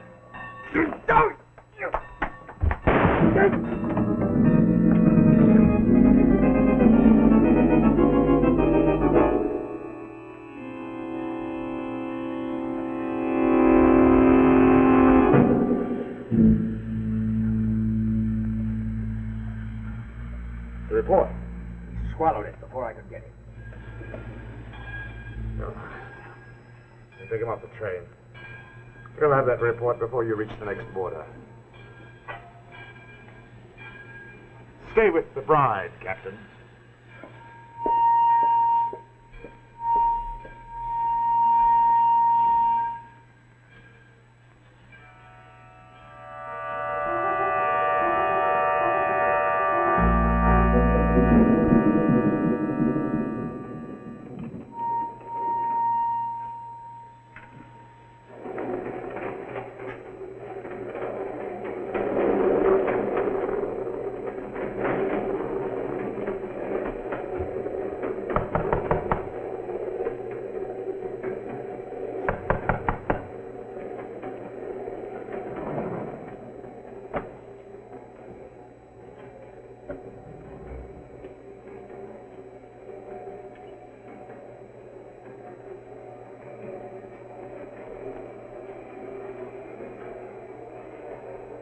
Suppose you think we are going to let you get out from behind this famous iron curtain of ours. We was cleared in Prague. My papers are in order. What do you want to leave us for anyway, sister? I'm going to be married. Oh, you don't say. Look, maybe you better just sit over there. Don't! Listen to me. Let me go. Oh, so you don't like soldiers, is that it? You two get out of here.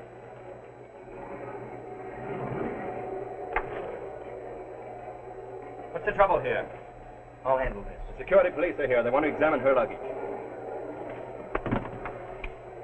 Never mind. Tell them Captain Radetzky vouches for the young lady. I've already examined her luggage. Even so, Captain, I'm There's afraid... nothing incriminating in that suitcase of yours, is there?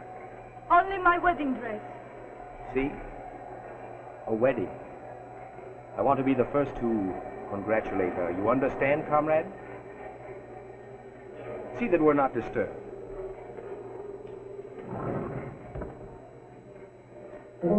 Now, what are you doing? Open it up. But why? Open it up, I said. No! There, Taki said. Look in your suitcase for that farewell gift. Does that mean anything to you? Yes. You are one of us. Yes. Give me the key.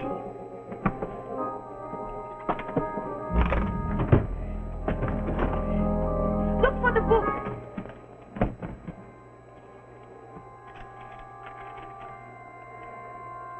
Now, you know this all by heart. Yes. The Altaki said never trust a woman in love. How right he was. There. We're crossing over the bridge. When you reach the other side, you will be safe. I'm sure of that. But love could have been the undoing of us all, my dear young friend. When I leave the train, I shall light my pipe with this. There. We've crossed over. Oh,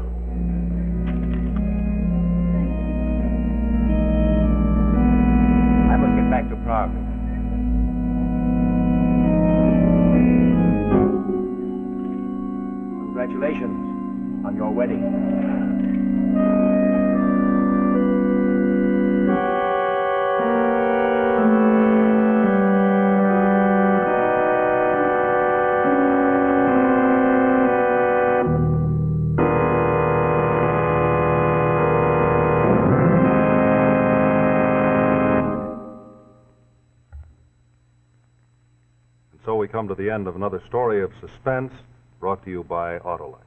Tonight our story was entitled Woman in Love, starring Arnold Moss with Gabby Rogers and Barry Croker. Next week we have a distinguished cast and another story of suspense, which I'll tell you about in just a moment. But first I'd like to remind you drivers that two types of seal beam headlights have been used on all cars made since 1940. Now both are completely sealed so that it's impossible to get inside. But of course, you know, sometimes small stones kicked up from the road or other objects do break headlights. So the question for you to decide is, which type of seal beam unit do you want for your car when a replacement is needed? One that will burn out the minute the lens gets cracked or broken, as sometimes they do. Or the metal-back Autolite Bullseye seal beam with the extra safety protection that it continues to function even after the lens is cracked or broken.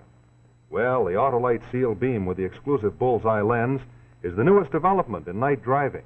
It's scientifically designed to put more light on the road by concentrating the stray reflected light, just as you see being done there, and adding it to the main driving beam.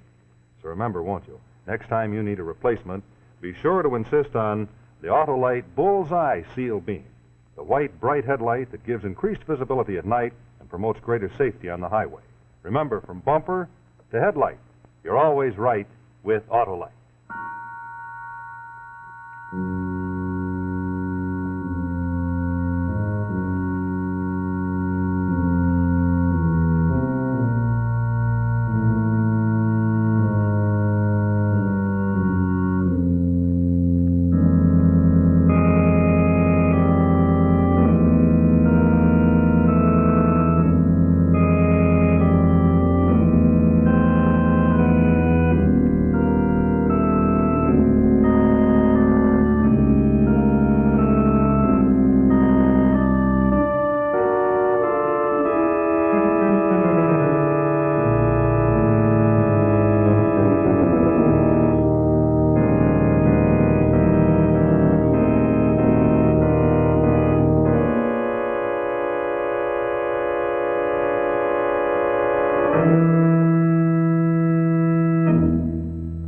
Next week, our cast will feature Louis Van Rooten, Edgar Staley, and the exciting new French star Nicole Stefan in a story entitled The Old Lady of Bayou, a story well calculated to keep you in suspense.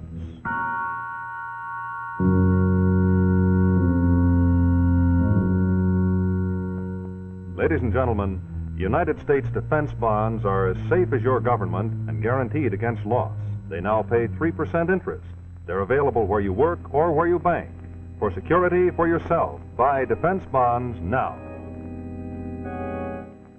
Exciting the Hunter on the CBS television network.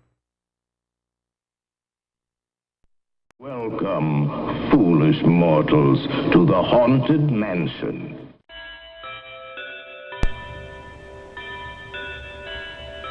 I hope you enjoyed tonight's films. We'll see you next Friday and Saturday at midnight on Shock Presents. Good night.